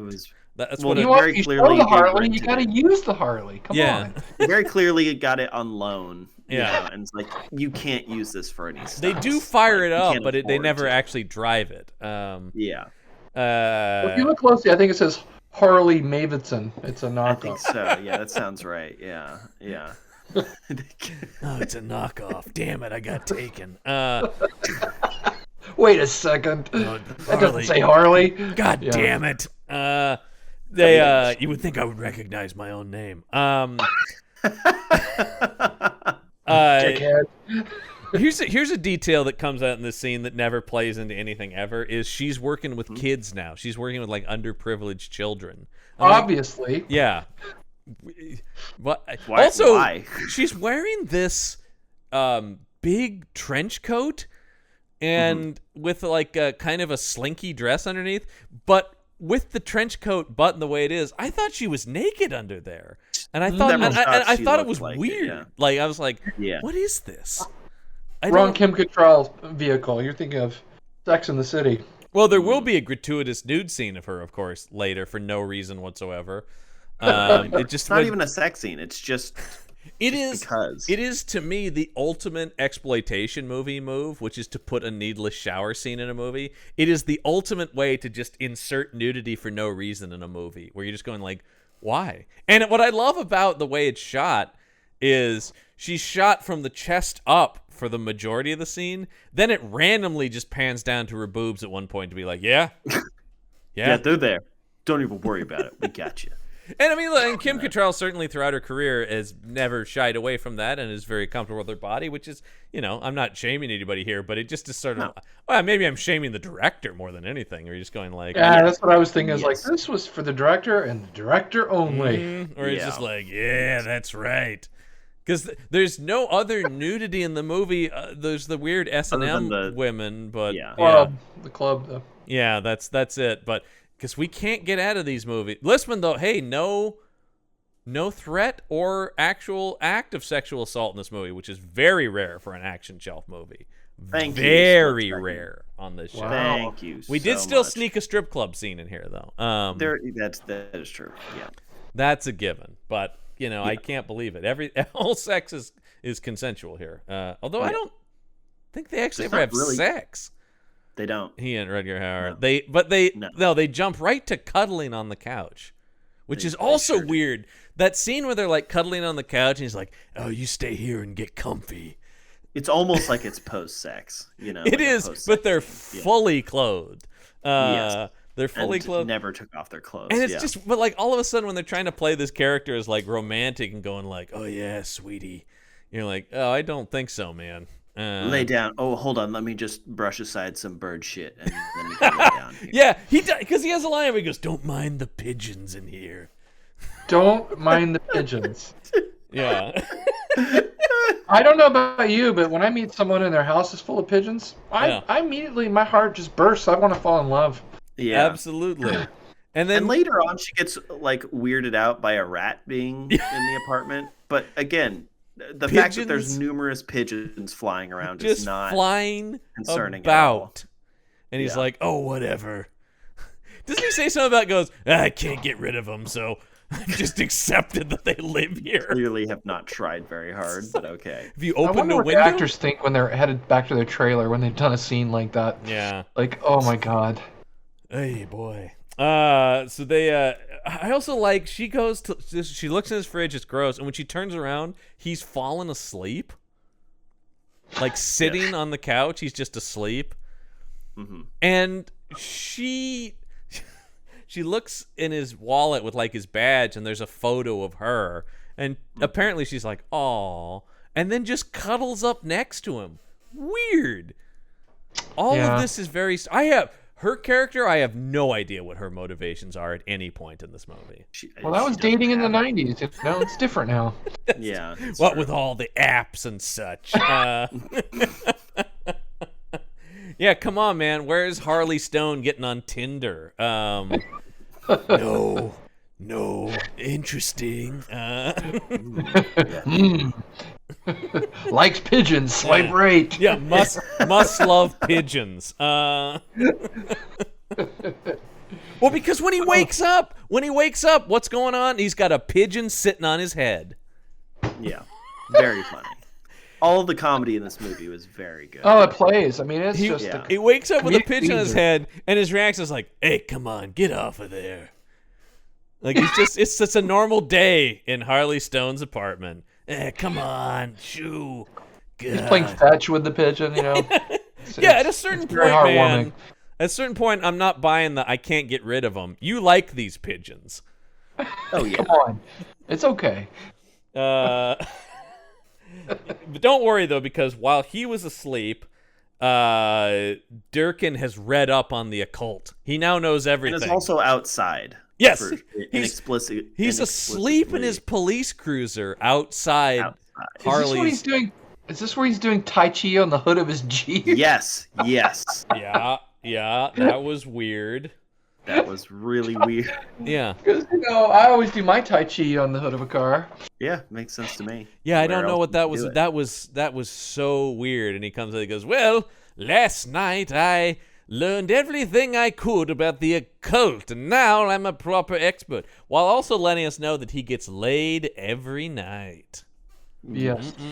What was there? This is an ongoing bit with this character. Yeah, I don't know what the point of it is. Every time anybody talked about him, they're like, "Yeah, that guy gets it every night." And for some reason, I don't know why. Well, he lives with his girl. This seems to just be he has a live-in partner, therefore he gets laid every night. Apparently, that's all it takes. Yeah. Well, because what does he say? Way, yeah, partners love it when you brag about that. Yeah, I know that's that's an interesting. I heard somebody else talk about this on a podcast. Like, it's so gross if you go, "Yeah, I banged my wife last night." Like that. Okay. Yeah, the sort of thing where you go like, ugh. It's not like, oh, I went somewhere and met somebody and we had sex. Then you're like, oh, cool. But when you just go like, yeah, that person I've been living with for years, we totally did it last night. You're like, I don't want to fucking know that.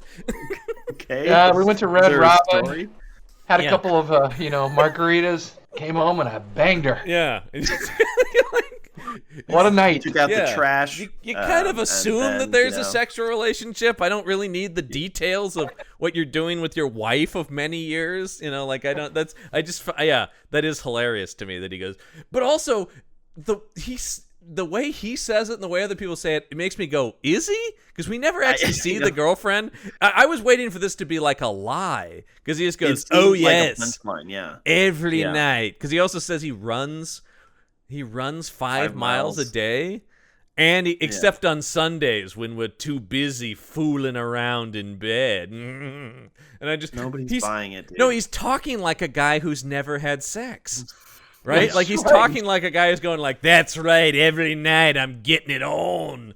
I think the movie was trying to portray to us that he's not, in fact. I think that's the intention behind the filmmaking. But it never lands on any kind of actual conclusion to it. It needed to end with either it's a lie or you do meet his super hot girlfriend at the end.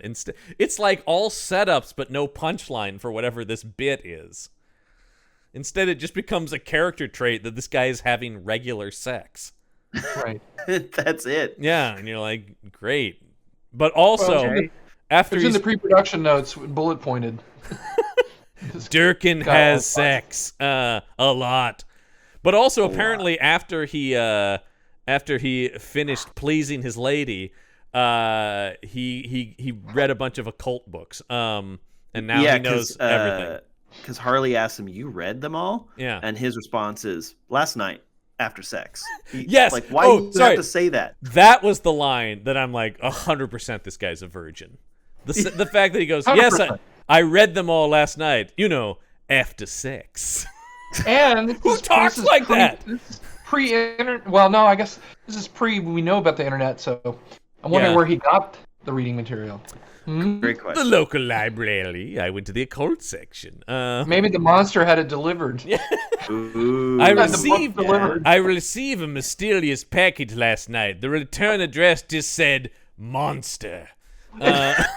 He wrote it in blood, heart the monster thingy. From the monster. P.S. I'm back. Yeah. So Rudger goes, "Let's go get some breakfast at the local bar." Lot of bars like this. It's not like a bar and grill, but just like you go into just like it's just a grimy. A lot of these places serving breakfast. Yeah. Yeah, and it looked gross. Whatever he was eating was greasy and disgusting, of course. I mean, it fit the rest of the film. It made me never want to eat again, actually. I know, yeah. Watching Rutger Hauer suck down this greasy slop or whatever, really. Ugh. Well, that's the other thing, too. for this like dystopian future, other than some water about, there seems to be no other problems. You know what I mean? There's not a lack of resources or electricity problems or something like that. Nope. Definitely not that, yeah. Like you'd think there would be, but yeah. No, that's the thing. A lot of rats, you know. Yeah, a lot of rats around. Things but look grimy just generally, but well, everything is kind of waterlogged and gross in that sense. But it just seems, once again, they're doing a horrible job of selling me on this future at all. Right, yeah. Like the set design does reflect like the world and what they've set up. So somebody did their job there. Right. But the actual world building from the writer or the and the way people like move about or act in this world doesn't seem, everybody seems so nonplussed by everything. I guess it's just like, well, another day. It's an unfair comparison, but the fact that Rutger Hauer was in Blade Runner, really, 10 years before this, he's in Blade Runner, which is one of the great depictions of the future, of course. And it's just, you just go like, and you think about like, this is actually doing a broader, bigger image of the future in terms of what's going on, but Blade Runner was just more immersive.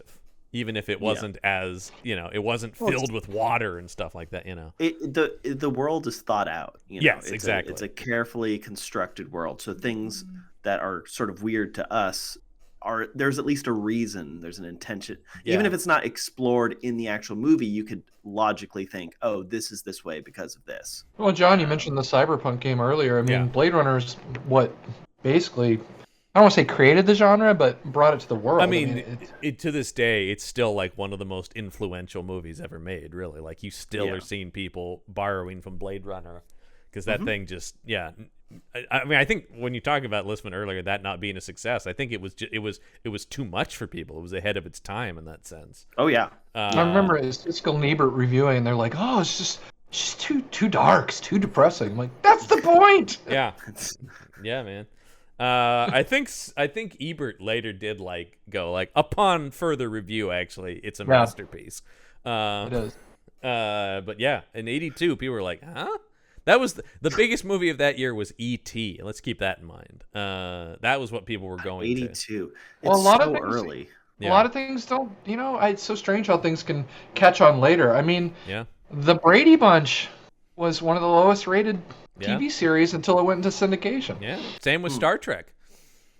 Mm-hmm. The original Star Trek, man. Oh, which we'll get to a Star Trek kind of person later in the movie, which is very... All right, can't wait. Very strange. So they're at the bar, and this is where the partner's like, I think, based on my occult readings, you have psychic abilities.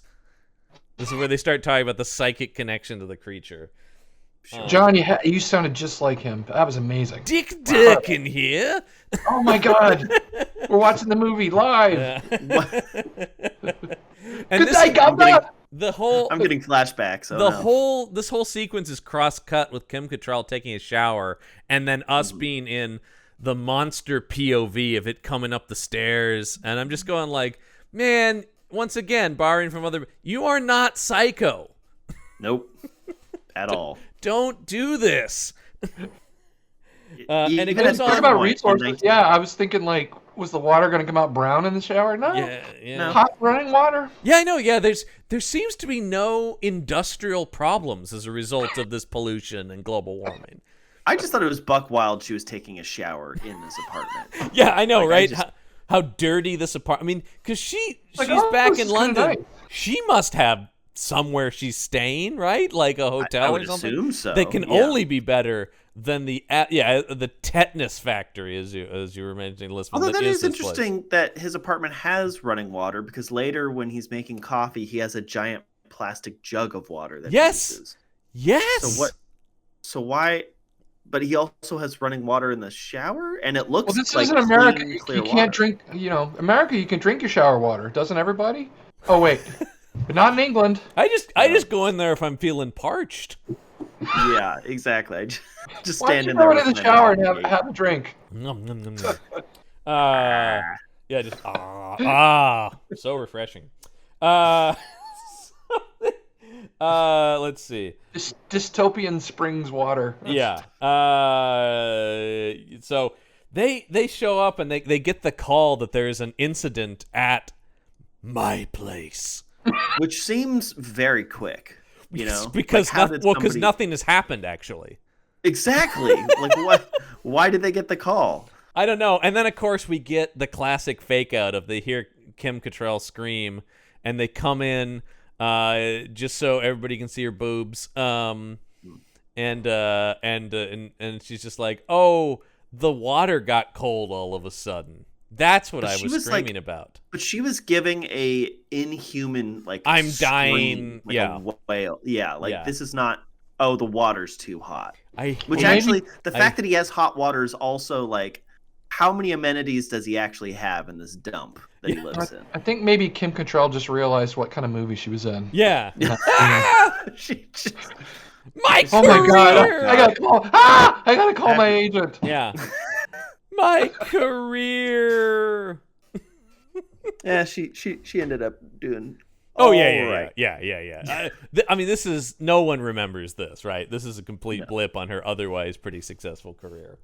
The fact that she also had Star Trek 6 out at this time, I think, kind of washed over this. That helped. Well, it was probably good for her that no one saw the movie. Yeah. Jesus Christ. Meanwhile, Rutger Hauer made about 8 more movies of this quality right after this. Unfortunately, we're gonna have to. There's a weird dystopian, like post-apocalyptic football movie that he has that I keep talking about doing on here. Yeah, where it's like John, it's a combination of words that you just said. And it's like Mad Max if it was a sports movie. The one thing we can bring people in this destroyed civilization is the game of football. Yeah. Remember the Titans. Yeah. Kind of like Rudy, but with Rutger Hauer. Yeah, Rudy with Rutger Hauer in post-apocalyptic armor. Good lord. Yeah, that's a real movie I'm okay. There's a Put bunch. him in, coach. Put him in. I think we might be doing a Rutger Hauer month at some point this month. That seems necessary, apparently. Yeah. Well, the thing about it is, I mean, he's like he can be amazing. That's what's so strange about his career. Absolutely. I mean, like especially I feel like late in his career, he has kind of a revival as a character actor when he's in stuff like Batman Begins. Mm-hmm. And he's great in like that small part. He did a run on True Blood. He oh god, I forgot he plays Van Helsing in a Dracula movie. Stay tuned for that over on Meet the Monsters. He was in a lot of Tyler Perry movies, like the Medea movies, right? Oh, I'm thinking of someone else. You listen up. Hey, you listen up, Medea. I've had enough of your antics. God, I got so excited for a second. I know, like you were gonna have to go watch those. Oh, yeah. Did I have you? I'm gonna have to go and watch those. I'm like, wait, man. that doesn't make any sense. I gotta see these. I would watch a Medea movie if Rutger Hauer were in it. I would.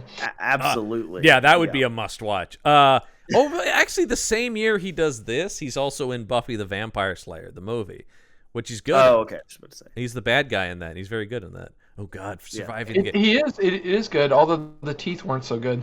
It looked like no. Like the plastic ones you put in. That movie. I mean, obviously the TV show is so much better, but the movie is at least a good building blocks for the show, right? Like the ideas in it and the tone of it is very cool. Also, stay tuned for that over on Meet the Monsters. We're gonna do that. Wasn't that Pee Wee Herman's big comeback? Yeah, and he's great in it too. Them as the vampires, one of the best part. But of course, Kim Cattrall is fine. But meanwhile, a woman downstairs has had her heart ripped out. Actually, she hasn't, because that's key to how they're going to try to catch this thing. Because he didn't get the heart. He was interrupted, I guess, by them. Because this is going to turn into this. By the way, when this turns into a shootout with this alien or monster. John, this was the most insane thing that I could not. You mean when this monster is wielding a shotgun? Where did it get the shotgun from? They show it. They show where it got the shotgun from, actually, because there is, when they're doing the POV, he tears open the back like trunk of Rutger Hauer's police cruiser and grabs the shotgun out of it. I'm glad you cleared that up, John, because I was wondering how he passed the background check. Right, exactly. Yes, I would like to purchase this shotgun, please. Here is my 2 forms of ID. That's another part of the dystopian vision of this future. Yeah. Well, they did. Very easy to purchase. It's interesting because they talk very lax standards. Yeah. But it's not, because they actually say earlier in the movie when they're talking about he has all these guns, and he goes, "I understand. Why don't you carry a grenade launch?" And he goes, "Couldn't get a permit for one." Dickhead. Yeah. I wish he'd called everybody a dickhead, and that was just like his catchphrase in the movie. Oh, that's that'd be right, great. Dickhead. He calls Kim Cattrall a dickhead at some point. Yeah. And if it's his captain, it's formal. He calls him Richard Head. Yeah. So he's very polite. I gotta show respect. He does technically outrank me.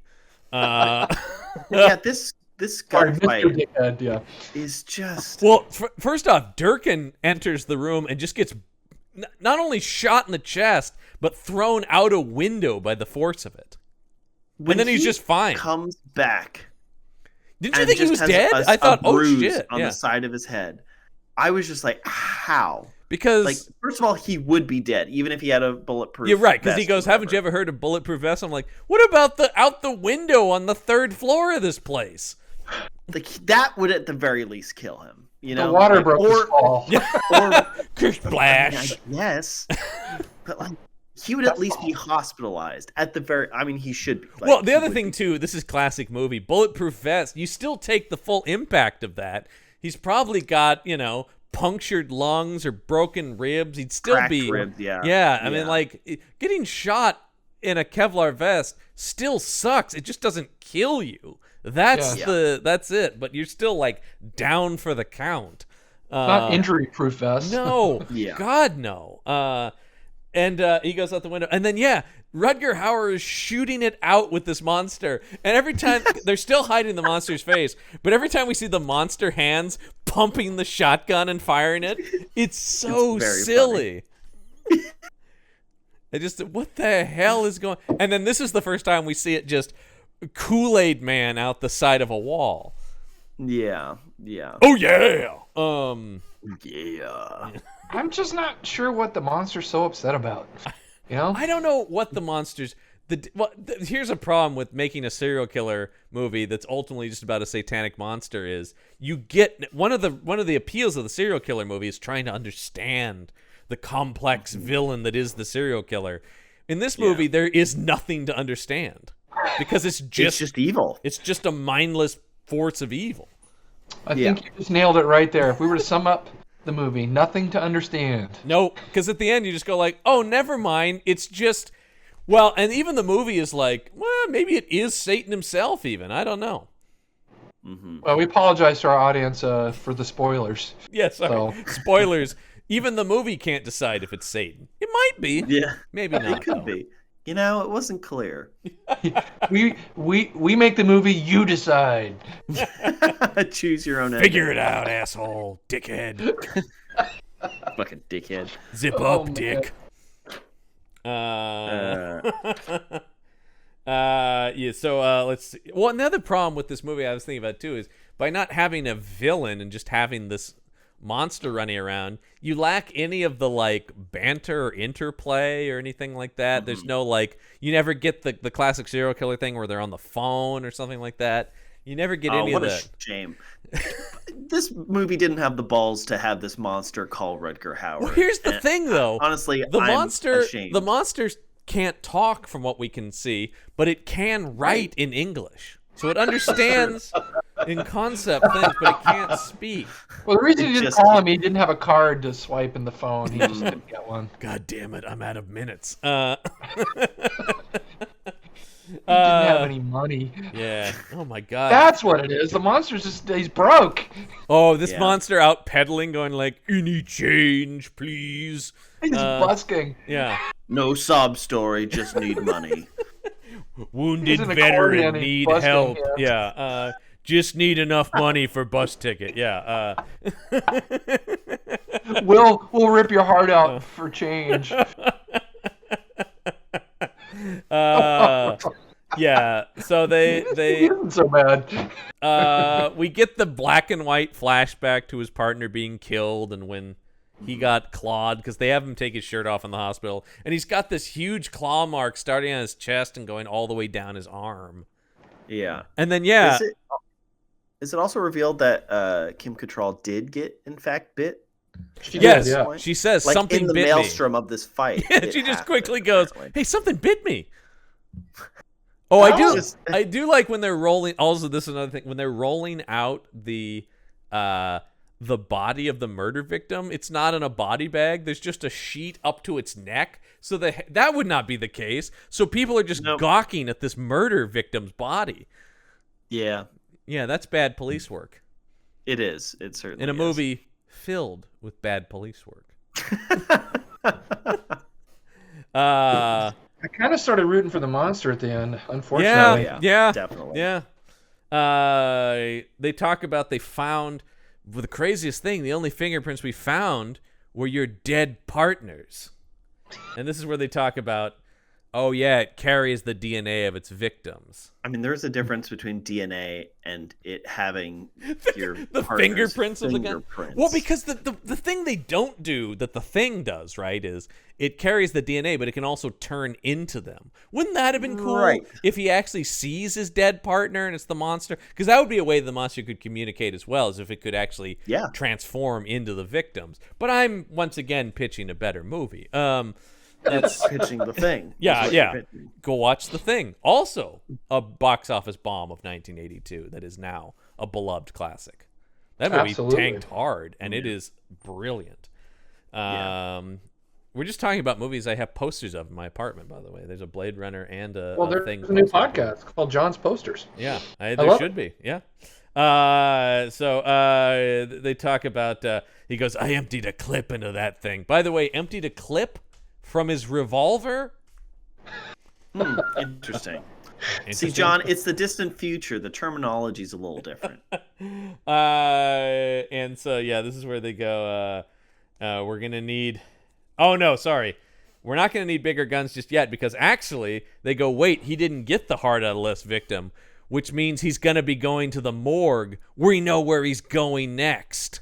Yes. And so they go to this very creepy morgue. They go to this very creepy morgue. You gotta love Durkin putting his gun on this nerdy little attendant guy. Don't shoot! By the way, Listman, as we often do, we found the part that you or I would be cast as. Honestly, I thought this guy did a pretty good job having a gun pointed at him. No, don't shoot me. Yeah. I'm eating a sandwich. Yeah. But of course, the ceiling tiles start moving, and they're like, they're like that styrofoam sort of like cheap, like how is it walking on the ceiling if it's like if it's so that thin? Yeah, exactly. And this thing, if it's this tall, it must weigh a lot too. Like I don't understand. Yeah. But it explodes down from that. They're shooting this thing all to hell. Yeah. They're basically just shooting up the morgue. Everything's exploding, and it of course busts out the wall and gets away. So Dick has lost his mind. Yes, point, right? at this from this point on, Dick has gone insane. He becomes as, if not more, unhinged than Rutger Hauer. Rutger Hauer is actually trying to calm him down from this point on. Yes. Doesn't he get the Scorpio thing carved on his chest? Yes, he gets the Scorpio the thing, the alien carves it into Dick Durkin's chest. Because I do like at one point he goes, "Wait a minute, I'm bleeding." And he opens up his shirt, and they find the Scorpio design carved into him. He was unaware this happened to him, apparently. How would you not notice that? It's also, only... I noticed the design had a trademark symbol on it. Oh, okay, TM. Gotcha. Yeah, and this is where he starts going, we need bigger guns. We need bigger fucking guns! And they go to the armory, and the guy is showing him, well, we got this assault rifle. No! Bigger! Bigger! And they land on one of the most insane guns we've seen in any of the movies we've done, Listman, which is this Gatlin shotgun. It's like it's got multiple turning barrels, and it's an automatic shotgun that shoots 250 rounds per minute, which is insane. insane. There are automatic shotguns that do exist, but they're not like this, and they would not shoot that fast. Well, and also here's my question: where do all the shells come from? Like, where are all the bullets stored in this thing? Yeah, that's one of the big problems with it, right? It's like, because if you see an actual automatic shotgun, it's got a big drum of them, basically. And even still, it doesn't fire like this. Because it's basically what the automatic shotgun does is it just, instead of pumping, it just brings the next, like an automatic handgun, too. But here, it's a Gatlin type turning, revolving barrel that is firing boom, boom, boom, which I don't quite understand how that would work, because that would need something like a chain, right? Like a belt-fed weapon to do that. He has a crank on the side. Yeah, I know, right? Instead, there appears to be. I looked at the thing. There appears to be like a magazine of them, but then at that point, I'm going, well, why do you need the turning barrel then? Great question. It's all designed, and it's completely insane, because when they let loose with these things, it's actually like causing explosions. Yes. It's not just a shotgun blast. But that implies that there's something in the shells then, not just the turning of it. Because like they're lighting, these are like incendiary rounds or something like that. It's insane when they let loose with this thing. Like. It is so dumb. But once again, problematic divorced dads that are the target audience for these movies are going, fuck yeah! I've never seen one of those in one of my movies before. Where do I get one of these? Yeah. Me and Roscoe can take it out to the forest and go target shooting. As I imagine the people who are watching these movies are also the people who are just going out in the woods and shooting like old refrigerators and stuff. Well, we watched it, so I don't know. Yeah. So I'm going to take my 357 out to the woods and so they their big thing that they hit on here is, by looking at the Scorpio and whatnot and the Chinese count. I mean, at this point, we've got satanic, like, Judeo-Christian lore and Chinese New Year. And I mean, like, it's because they're finding their moon sign, their rising, because they're going like the 25th year of it's the year of the rat.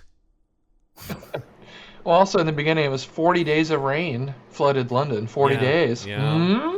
It is the no thought. It's all just like, we're just going to throw in things. Year of Animals is a thing we know. 40 Days of Rain is a thing we know. Satanic, signs. Astrology comes into this. And of course he's right about all of it. And they talk about it's the year of the rat, and the monster is planning to join with Satan. This is where I was like, whoa, now we're saying Satan in the movie. Because it's late in the game when we're actually throwing Satan. It's a very around. late Satan drop. Yeah. Because they're talking about, I do like this one-liner from him where they go like, the captain, of course, has to show up to be like, what are you two doing with those weapons and such like that? And it's like, how do you know this beast even exists? And Rutger Hauer goes, we had lunch with him.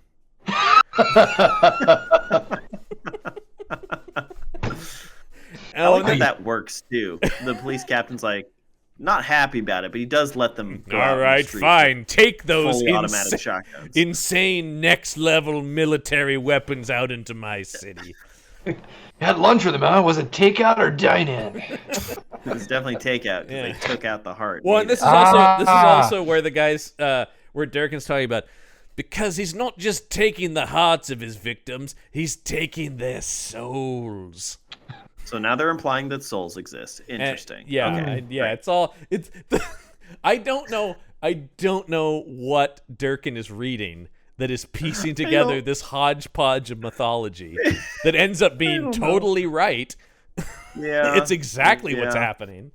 Turns out he's reading Starlog magazine. That's where he's getting it all. Have you ever seen The Omen? Little kid. I found these QAnon boards. Very interesting. Did you know JFK Jr.'s not really dead? Apparently, wild the stuff. world is flat. I Yeah. just I learned. just learned. Yeah, he just fell into like a discussion board of crazy conspiracy theorists. Did you know that Rosebud's a sled? Yeah. Oh my gosh. What a disappointment. Now I don't even have to watch the movie. And so I like that they do this big thing where they gear up their guns and then it's like, all right, we'll get a good night's sleep and we'll go hunting tomorrow. What? Why? Just, have some chocolate. Have some chocolates off the fridge and get some shut-eye. There is a scene later when they're hunting the monster that he does give him a piece of chocolate to fuel up, which I found hilarious. He's like, oh shit, we're really in it now. He pulls out a chocolate and pops in his mouth. All right, let's go. So dumb, this movie. Oh boy. The particularly down the I mean, the movie was always pretty dumb, but the third act of this thing that we're in now it's crazy, very stupid and insane.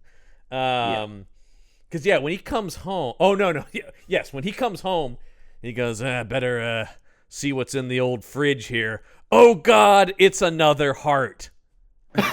Now you would think that's evidence or whatever. Instead, he goes, I'm really getting sick of finding these, and he just chucks the heart out the window of his apartment.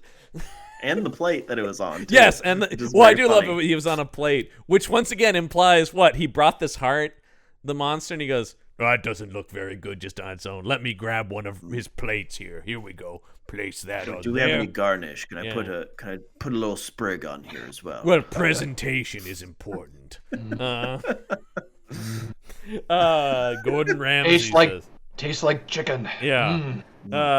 I just love that he's once again Rutger Hauer is just like heart in my fridge. God damn it! Like he's just like mildly annoyed. Another heart. Whatever. Don't even need to call that shit in.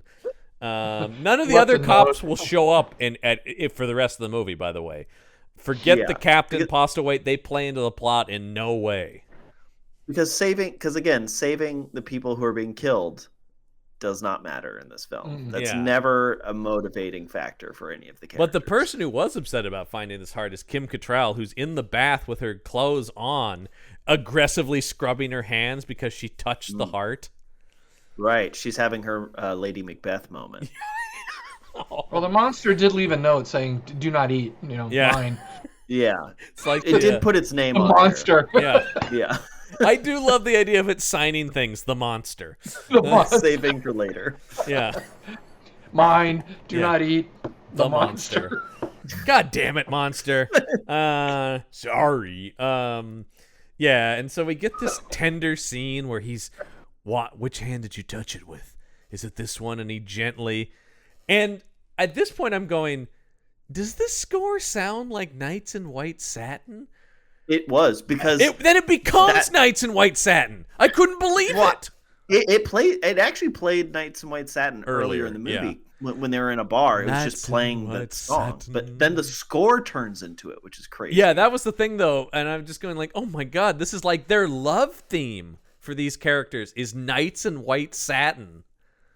Yeah. Number one, we're not used to these movies being able to afford recognizable music, so I know. Pretty rare. Yeah. We mostly get generic sound-alikes, which is why I assumed when I heard the music earlier, I'm going like, well, this won't actually be Knights in White Satin. It'll be something that is reminiscent. No, it is. They actually afforded that. No.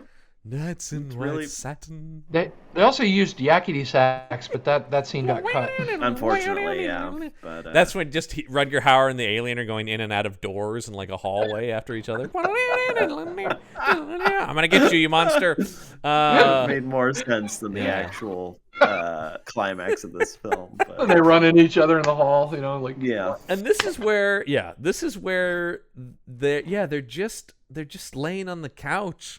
Like a cute couple that they are. Yeah. What is it? Very sweet. But then she goes, wait, I think there's something out there. And he looks and sees, he goes, Durkin was supposed to be outside, but his car is gone. This might be trouble. He says, whatever you do, just stay on that couch. And here, take my huge gun. Yeah. My huge plastic paintball gun. but in a very Freddy Krueger-esque manner. We have the monster somehow has gotten under the couch so that it can put its claws up through the leather of the couch at Kim Cattrall. And this is where it was carved into his chest, right? Is this Is it? that right? Oh, maybe this or did it? No, yeah, you're right. Sorry, it wasn't earlier. It's here because this is where they'll use it to look at it as because he's going to pull him out of the trunk of his police car. Duh, Because that's you may be wondering why it didn't kill him. Right. And that's a great question. We don't know. But it did carve a clue into his chest and leave him alive. Right. So yeah. and they go, wait a minute, it's not just a Scorpio symbol. It's a map. Right. And this takes us to the guy who gets the "and" credit in this movie. And Michael J. Pollard as the rat catcher. Ugh. Didn't you expect this guy to be a bigger deal in the movie when already the credits is going the rat catcher? I mean, I wasn't expecting them to unceremoniously kill him off camera. For them to be like this one short scene with him. Now, Michael J. Pollard, very good character actor. Very good. In many, many things. I mean, this guy goes back to Bonnie and Clyde. He's great in Scrooged.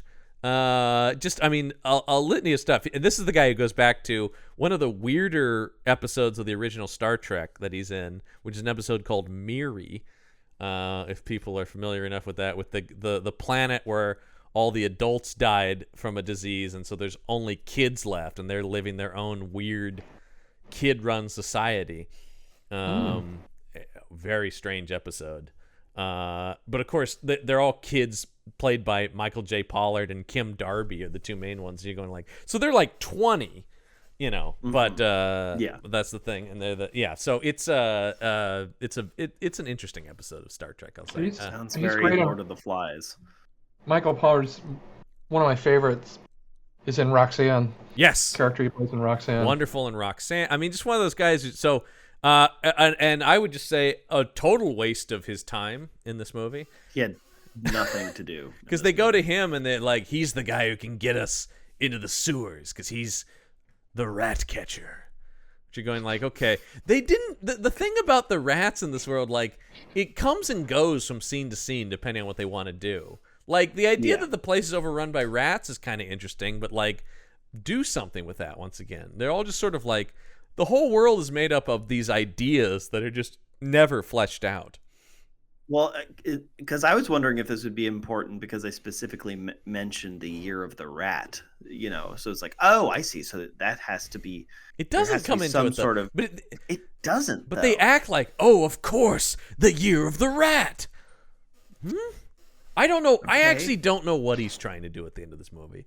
Can either one of you tell me what the monster is ultimately trying to do? I can't. Because when he's trying to get out of the movie. Please free me from this. He's just on the phone with his agent going, you got to get me out of this thing. Come on, man. The monster's on the phone. Just he's over but in he the can't corner. talk, so he's writing his agent a note. Signed the monster. He's still hoping for that callback for Alien 3. Come on. They put Postlethwaite in it, but not me. So they go to the rat catcher, who I like. He goes like, sure, you're gonna go in this tunnel, open this door, and then the rat catcher goes, that's as far as I can take you. Bye. I just thought, that's it. They make a big. How come he can't take us further? Once again, it says right here in the script. Yeah, this is as far as I go. That's my line. So. I'm filming something else, so. Well, just once again though, like the whole beginning, the credits is just like, and Michael J. Pollard as the rat catcher. You're like, ooh, that's gonna be because I know the actor, and he has a title kind of character. Nah, Nope. I don't even know what his deal is. He's just a guy who knows how the sewers work. Yeah. I don't know. They tried some like environmental storytelling with having a bunch of rats dangling everywhere, but that's as far as they go. Well, I think maybe part of the problem is they can only afford one rat puppet. So that's true. Oh, that rat puppet! I can't stress enough, people, how bad that rat puppet was. And yeah, really big, huge rat. Yeah. And so this is where they're going through the tunnels. They've got their gigantic Gatlin shotguns. And this is where Durkin is like, I've just realized it's quite possible this thing is not working with Satan, but rather is Satan. I don't know where he gets the apropos of what his reasoning for that is, but it does lead to Rutger Hauer dropping this line: "Well, Satan is in deep shit." A truly excellent entry into the one-liners for the action show. Honestly, right? Satan is in deep shit. I really laughed out loud. But yeah, then I did. Then when they open this door, yeah, the rat catcher and the other guy with him, they're just bloody dead bodies fall out. But the rat catcher, didn't go any further, yet somehow now got there in the amount of time, and the monsters killed him. So I think the idea is that the monster killed him, placed him on the other side of this door. Yeah. Just to mess with him, I guess. But once again, because the rat catcher was introduced so quickly and out of there so quickly, does Rutger Hauer have a relationship to care that this guy's dead? No, they're even just like, I guess they're dead anyway. Back to this. Well, because he's got Kim Cattrall tied up. She's hanging from the ceiling. The monster does. And it's like, no, wait, don't enter it. It's a circle of light. You can't cross it. I don't know where they're just bringing in any bullshit here now. Like that's not explained at all. But if we get up on this old subway car, she can swing towards us out of the light, and we can pull her in. Yes, apparently that works. But we get monster POV swimming under the water at Rutger Hauer. Very, very Jaws-esque. Dum dum dum dum dum. It's terrible. Go watch Jaws. Honestly, there's another movie that you could watch. Honestly, I'd even fucking say most of the Jaws sequels are probably better than this, and they're terrible. Yeah. We probably should do Jaws 4 at some point on this show. I mean, or Jaws 3D. Jaws 3D is pretty bad too. I don't know. Well, I don't think it gets worse than the fourth one. No, a 3 is pretty dumb, but 4 really is the bottom of the barrel. With the great Michael Caine though. Michael Caine. I'm gonna hunt a shark. The size of a tangerine. Yeah. And this is where we get the first real look at the monster when it leaps up at the camera out of the water and tries to grab Kim Cattrall. Yeah, I did have to pause it. I just wanted to soak in like every detail of what this like I said, look that it's got. It's got a visor built into its face. Yeah, this because it is kind of like we were talking about. It is kind of xenomorphy from Aliens, but and it's played similar to Alien in that they really hold off the reveal of this thing. But in Alien, when you finally see the alien, it's a awesome, amazing moment because you see it so quick. And it's actually shot in kind of a similar way when it comes at Harry Dean Stanton in that movie. Yeah. This does not deliver. Are you telling me that the creature design in this movie is not at the same level as H.R. Geiger's design for the Xenomorph? Is that what you're telling me? Oh, man. I mean, it's a tough call there, Listman, but I'd have to say maybe Geiger just barely edges this thing out. Yeah, it was a close call. But... Just very close. Barely, very close call. Very, very close. Oh, my God. It leaps up. Then we get this chase on top of the subway train car. Mm-hmm. And then you get what is, I guess, supposed to be the creepy... Once again, like Ripley confronts the alien moment where Rutger's walking around and it's all silent, and the hand of the thing just comes on his head.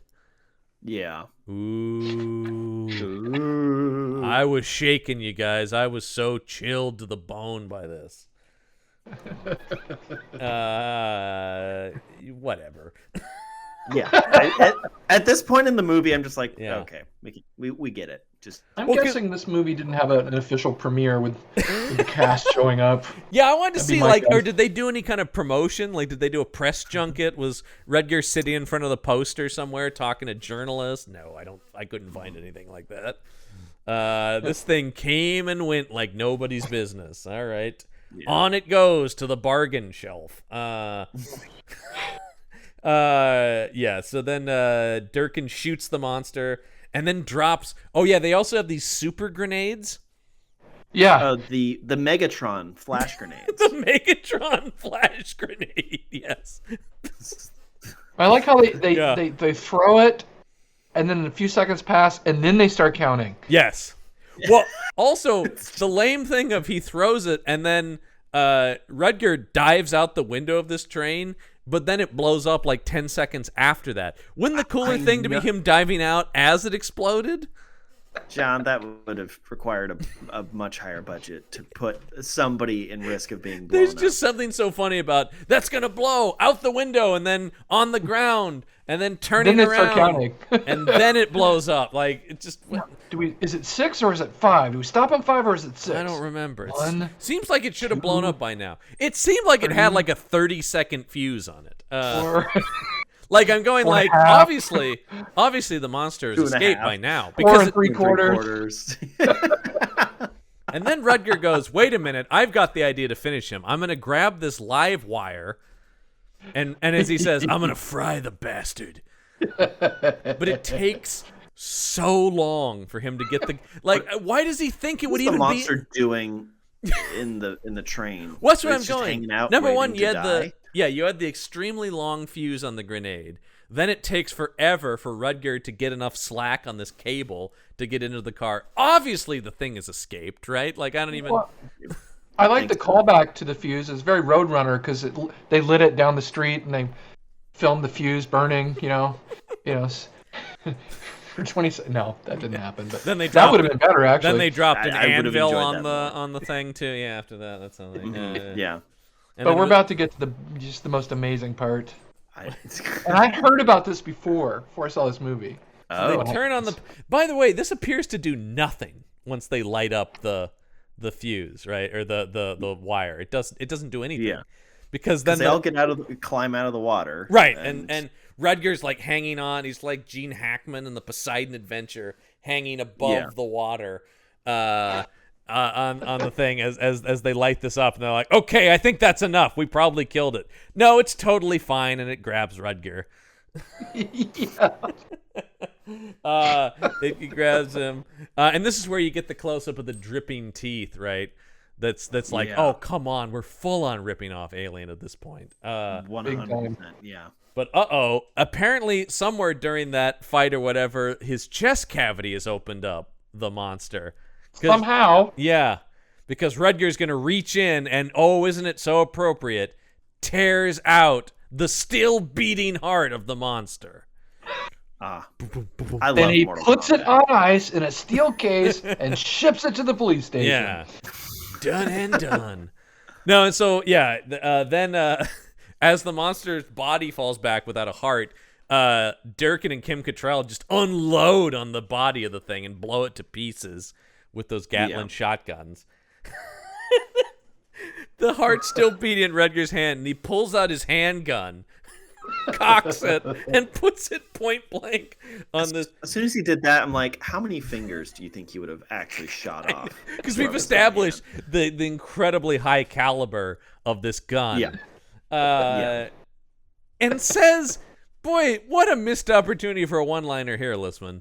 He says, I know. Sweet dreams. I don't even follow the logic of that. And then shoots it, of course, and it explodes. Should have been some sort of heart pun, like, honestly. Yeah, I know. Right? I was trying to come up with one. Something about pumping. I tell you, kid, you got a lot of heart. Yeah. Sorry to break your heart. Something. Looks like you weren't heartless after all. Yeah, anything that has to do with that. Yeah. I won't be your Valentine, bitch. Yeah. Pump this. Even eat this, right? Because he's eating hearts would have worked. Oh yeah, that's true. Total Eclipse of the Heart. Totally. Oh, that's good. See, it ties into the It's Always Night, you know? Yeah, then they could have played that over the end credits. By the way, did you know that song is apropos of nothing? That song, Total Eclipse of the Heart, comes from a German musical about vampires. Didn't know that. No, that makes sense actually, as you say that. It does. So yeah, they shoot the thing, and then I don't quite understand. They run out of this tunnel, and the camera pans down to the water where it starts bubbling, implying that something it's still alive, sequel. I don't know, ish. John. I don't know. They were definitely setting up for a sequel. Yeah. For no reason. Boy, though, when we get this wide shot of them, where'd they get this speedboat? By the way, Who cares? they're just cruising down the water in the speedboat, and they still stole like it from the set of Face Off. They're going, and we get this whole fake funny voiceover, funny in quotes, so funny of Durkin talking about, well, Detective Dick Durkin and his psychic partner Harley Stone did it again, and the last line is he goes, "Hey Durkin, shut up." Roll credits. Roll credits. Boy. Would have been better if they'd gotten a Truman Capote sound-alike to do the voiceover. That would have been great. Oh, yeah. Yes. Yeah, there we were. There was an alien. It's one of those movies where the funny parts weren't funny and the not funny parts were hilarious. Yeah, yes. yeah. That's and we get, there's another song here, too. Yeah, so I don't know, man. This movie's terrible. Oh, sorry. Yep. Yeah, we get that Old Black Magic by Cab Calloway is what we get at the end here, which is such a weird. That Old Black Magic's got. Yeah. Right. A really it's such a weird take for the end of this movie. For the end of this movie in particular, it's very strange. I understand the Black Magic connection, but that therein is the end tonally, of why.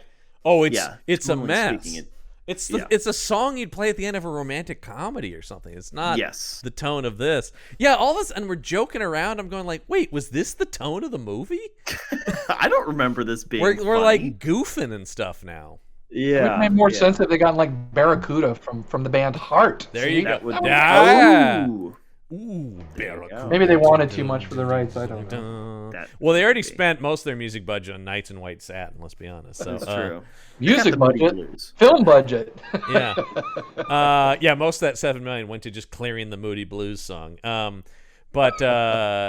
Well, that's split second. All right. Jesus Christ. Not a. Well, actually, though, by Action Shelf standards, on the upper end of quality. I mean, it was a lot happened. Yeah. It didn't drag. It just kind of. It wasn't boring. It sprinted forward. And the worst thing, as we've talked barreling about, through. The worst thing these movies can be is boring, and this was not boring. That's for sure. It was it utter just nonsense. Insane. Such a strange blend because it does have production value. It's just, but the script needed about 12 more rewrites. Yeah, the script is really the problem here. Yes, because you've got a good cast, you've got some money obviously behind it, and but yeah, they have no script, and we've always talked about that. That's that's an old adage in Hollywood for a reason, that if you don't have that script, it literally doesn't matter what else you've got. That's the real killer, honestly. It always is, man. That is get that. And the thing that always weirds me out about that is the script is the cheapest thing you can work on. That's true. You can always rewrite the script. Screenwriters are so screwed. Yeah. But you can't put money around making a script good. You know what I mean? It is just what it is. Right. You know? Right.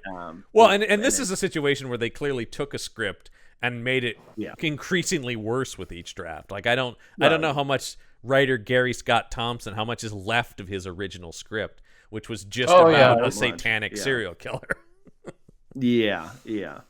Which I would much rather watch that movie, whatever the original version of Pentagram was, that maybe would have starred Harrison Ford had it been an actual studio thriller.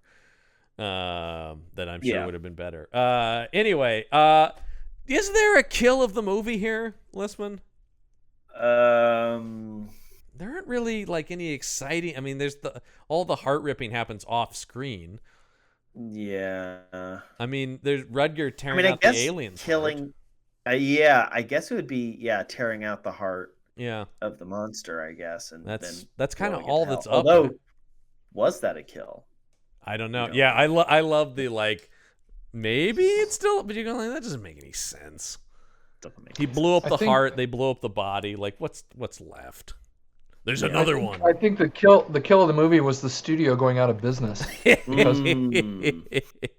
You don't come back from Split Second.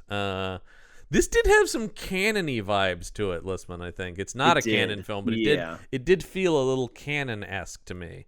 It did. It did. Very, very canon-esque. Yeah. We might be talking about a canon movie next week, though. But I don't. So I guess by default it's that, but I'm not even going to put that down. I think we can just skip kill of the movie for this week. Right. Exactly. But we do have ample choices for best one-liner in this thing. Okay. Yes. First off, at the beginning of the movie, when the security dog is barking at Rutger Hauer, he says, "Police, dickhead." Then later, also to the dog, when he's seemingly talking to the bar owner, but he then looks at the dog and says, "I was talking to your secretary." By the way, he also goes, "You saw him, didn't you? You saw him. I know you saw him." To the dog. Answer my questions. Yeah.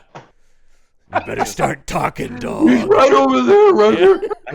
You got me. There was a Scooby voice. I did it.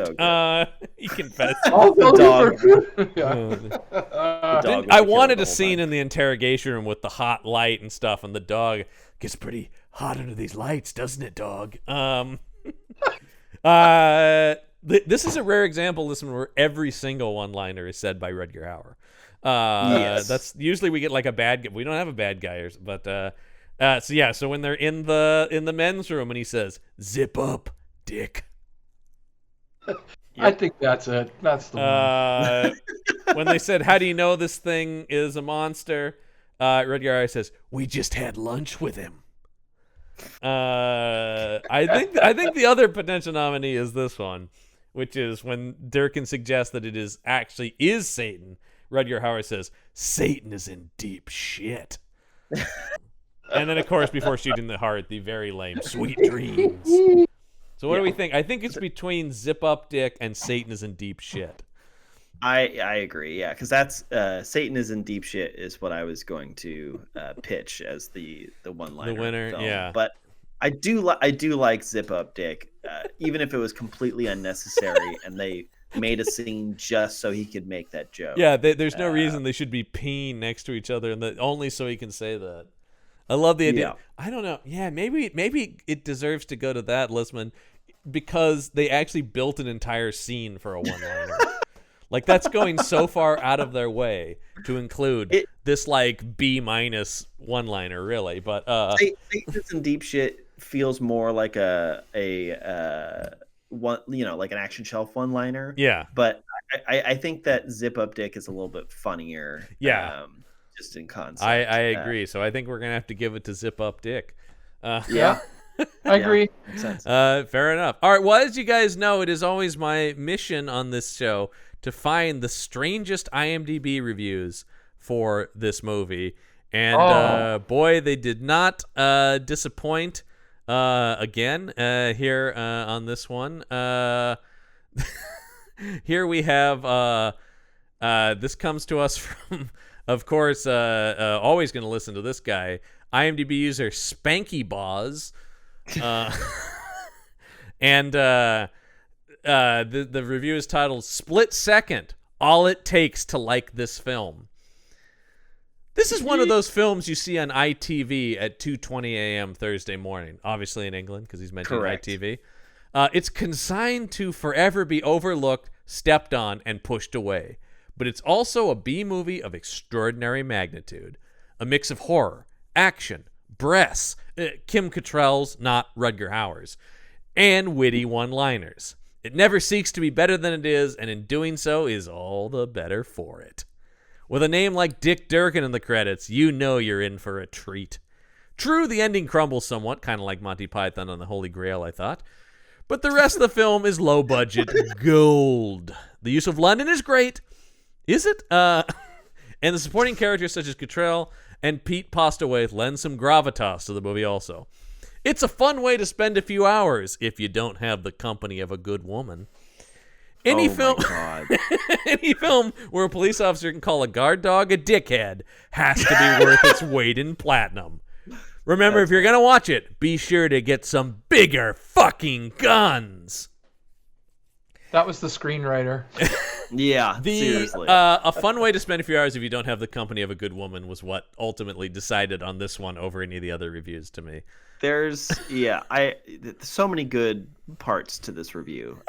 So many great parts. I love that he because it's a he. It has to clarified that he's talking about Kim Cattrall's breasts as opposed to Rutger Hauer's. Yeah. Thank you so much. I was actually, at first. if I believe correct, you do see both though, because Rutger gets his shirt off in this thing too. There's topless scenes from each of them. So. Yeah. Well, the working title was Moobs. Yeah. So. Yeah, that's true. Yeah. Moobs.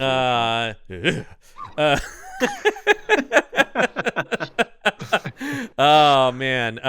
Yeah. No. That guy. He really enjoyed this thing, and I do agree. If it's 2:30 in the morning, and it's on cable. I guess that's about where it belongs. I also love the weird call out for Monty Python and the Holy Grail. That is so weird. What a weird call out. Yeah. Well, he's British. Crumbles. Yeah. I mean, Monty Python it just is brilliant. But it is brilliant. But because it just ends. I think that's kind of his point. I think he still thinks the Monty Python ending is good in the context of that, but that this movie is like that ending is what I kind of take that to be, right? Like that's a joke, obviously. I took it that he just didn't understand the joke at the end of Monty Python. I kind of like that too. Where's the rest of the movie go? Hey, come on, guys! You can't end a movie like that. Come on, Python. Did they find the Holy Grail or not? Yeah, so many unanswered questions. So on Amazon, this movie has 4.5 stars by the reviews. Average score of 4.4 out of 5, and a lot of reviews too. Well, Jerry, we're about to read one of those reviews because, yes, our old friend Bruce Winning from Amazon.com did watch this movie. All right. And this is he very recently watched this movie. So this is a fairly new review for him because he's broadening his horizons, Lisman, in terms of genres. Hot take. That's true. So here comes to us for another segment of The Winning Opinion. Yeah, here we go. Bruce Winning of Amazon.com. The title of his review is, I heard that horror was scary, but this is unusual science fiction. I like 16:9. I used to reject horror. I used to reject science fiction. This one is both, and it is a good thing that I broadened my mind to accept more than just action and violence. This does have the action and violence that I like. This one has the exploding and shooting that I like. Apparently, there are thousands of movies that I'm willing to watch and will subsequently enjoy. I like the punching and kicking. This one was picked out of the what Prime thinks I would like. Apparently, Prime knows me quite well. Ha! 5 out of 5 stars. And yes, it does actually end. It does actually end with a ha. Prime, will you marry me? Will you make me the happiest man? This is my favorite thing about Bruce Winning, of course, and we've mentioned this before, but just is that he just watches whatever is recommended to him by Amazon. He really follows that algorithm. Maybe you should have him on sometime. We always talked about. I don't know that we could ever actually meet Bruce Winning. I think I don't know if I want to. We'd have to. I think we'd have to end the bit, Lisman, if he ever became a real person to us. I think so. Yeah. It's better. We also would have to change our IP addresses so you can't track us down. Right. Sorry, Bruce. Sorry about that, man. Bruce Winning, very interesting. 5 out of 5 stars. He gave Split Second though. So he added to that list there.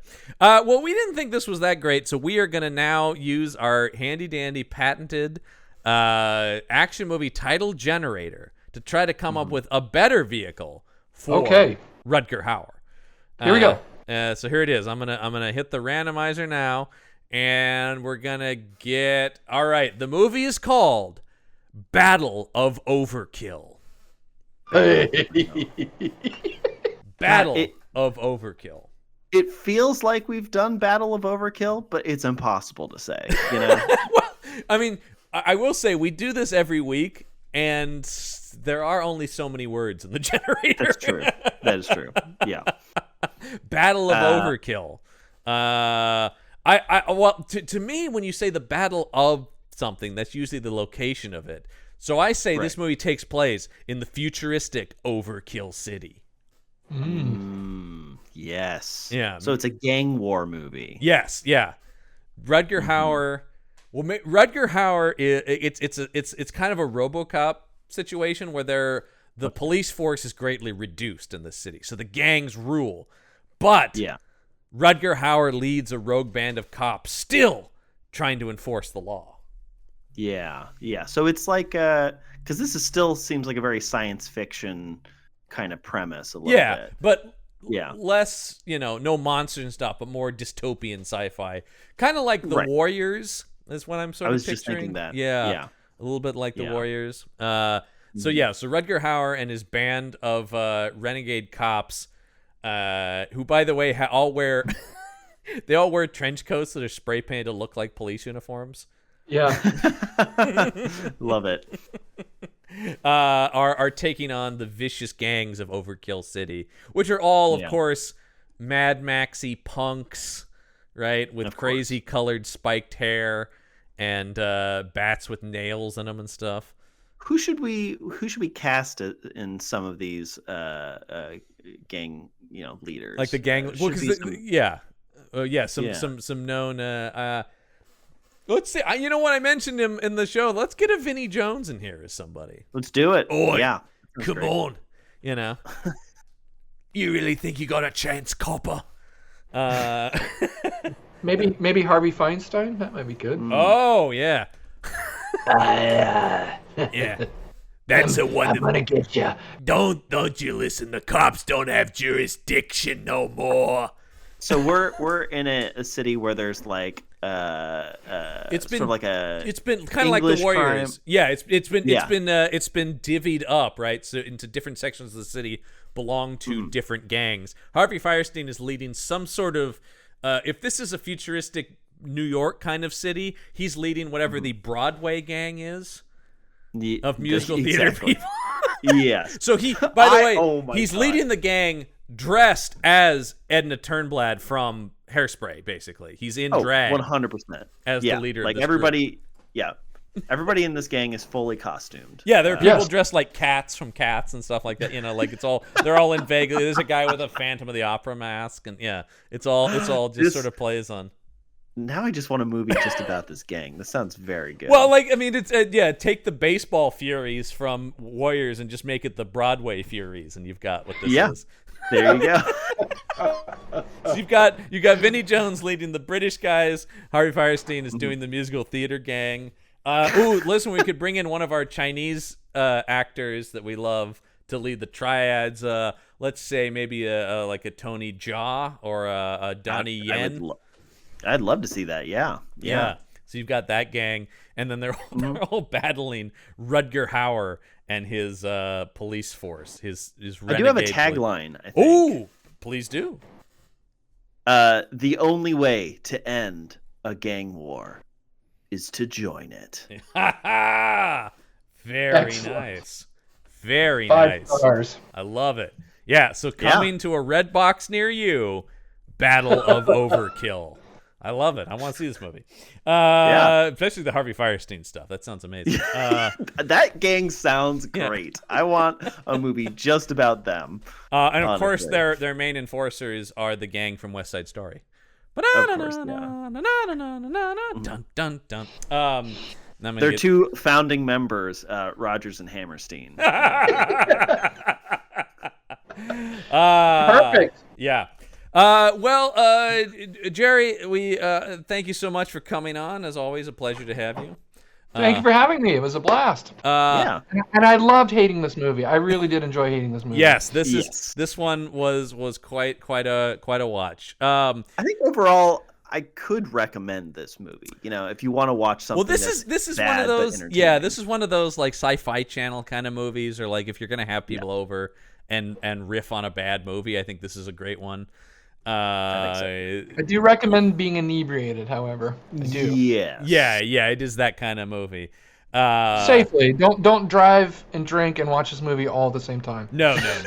We don't recommend it. We At least can't- do two. we of them. Don't do any of those things. So recommend that. Listman, though, next week on the show, Monster Mayhem rolls along. We're going to have our good friend Elliot Lewis with us to talk about Grizzly 2 Revenge. Now, what is this about, John? what is this movie? Well, I bet you there's some revenge happening. It seems Those bears are bad. It seems to me to be about a giant grizzly bear seeking revenge.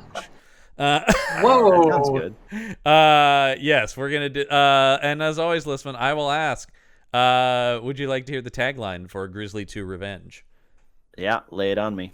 The stage is set. ... And the dinner is served. Grizzly 2 Revenge, coming to us from the good folks at Canon Films. Yes. Yeah. And where can people find this movie if they want to watch it? That's a good question. People can watch it on our beloved Amazon Prime, Listman. Okay, there you go. A lot of the movies we watch are on Amazon Prime because there's so many movies on Amazon Prime, and trust us, folks, if you're like Listman and you watch a lot of movies for this show and you've fucked up your algorithm so much by that, you'll see how far the rabbit hole goes. It's endless. It's a bottomless pit. Like honestly. Yeah, it really is. So, yes, Grizzly 2 Revenge. By the way, from 1983, starring, I do want to say this because I think that starring George Clooney. That's right. Clooney comes to the action shelf. Oh, that's right. A pre-fame George Clooney, Charlie Sheen, and Laura Dern are the stars of this movie, all before anyone knew who any of them were in 1983's Grizzly 2 Revenge. So I've heard him talk about this before. I've heard him in an interview talk about it. Yeah. So here you go. Well, I'm very much looking forward to this movie. So, and a blissful 75-minute runtime. Gotta love it. Gotta love it. So yeah, we'll talk about that next week on the show. But that's gonna do it for this week's episode of The Action Shelf. I'm John Campbell. I'm Michael Listman. Till next week, get yourself some action. The Action Shelf.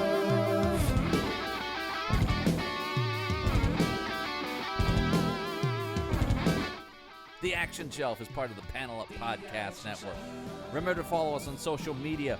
We're at Action Shelf Pod on Instagram and Twitter. And you can email us at actionshelfpod@gmail.com.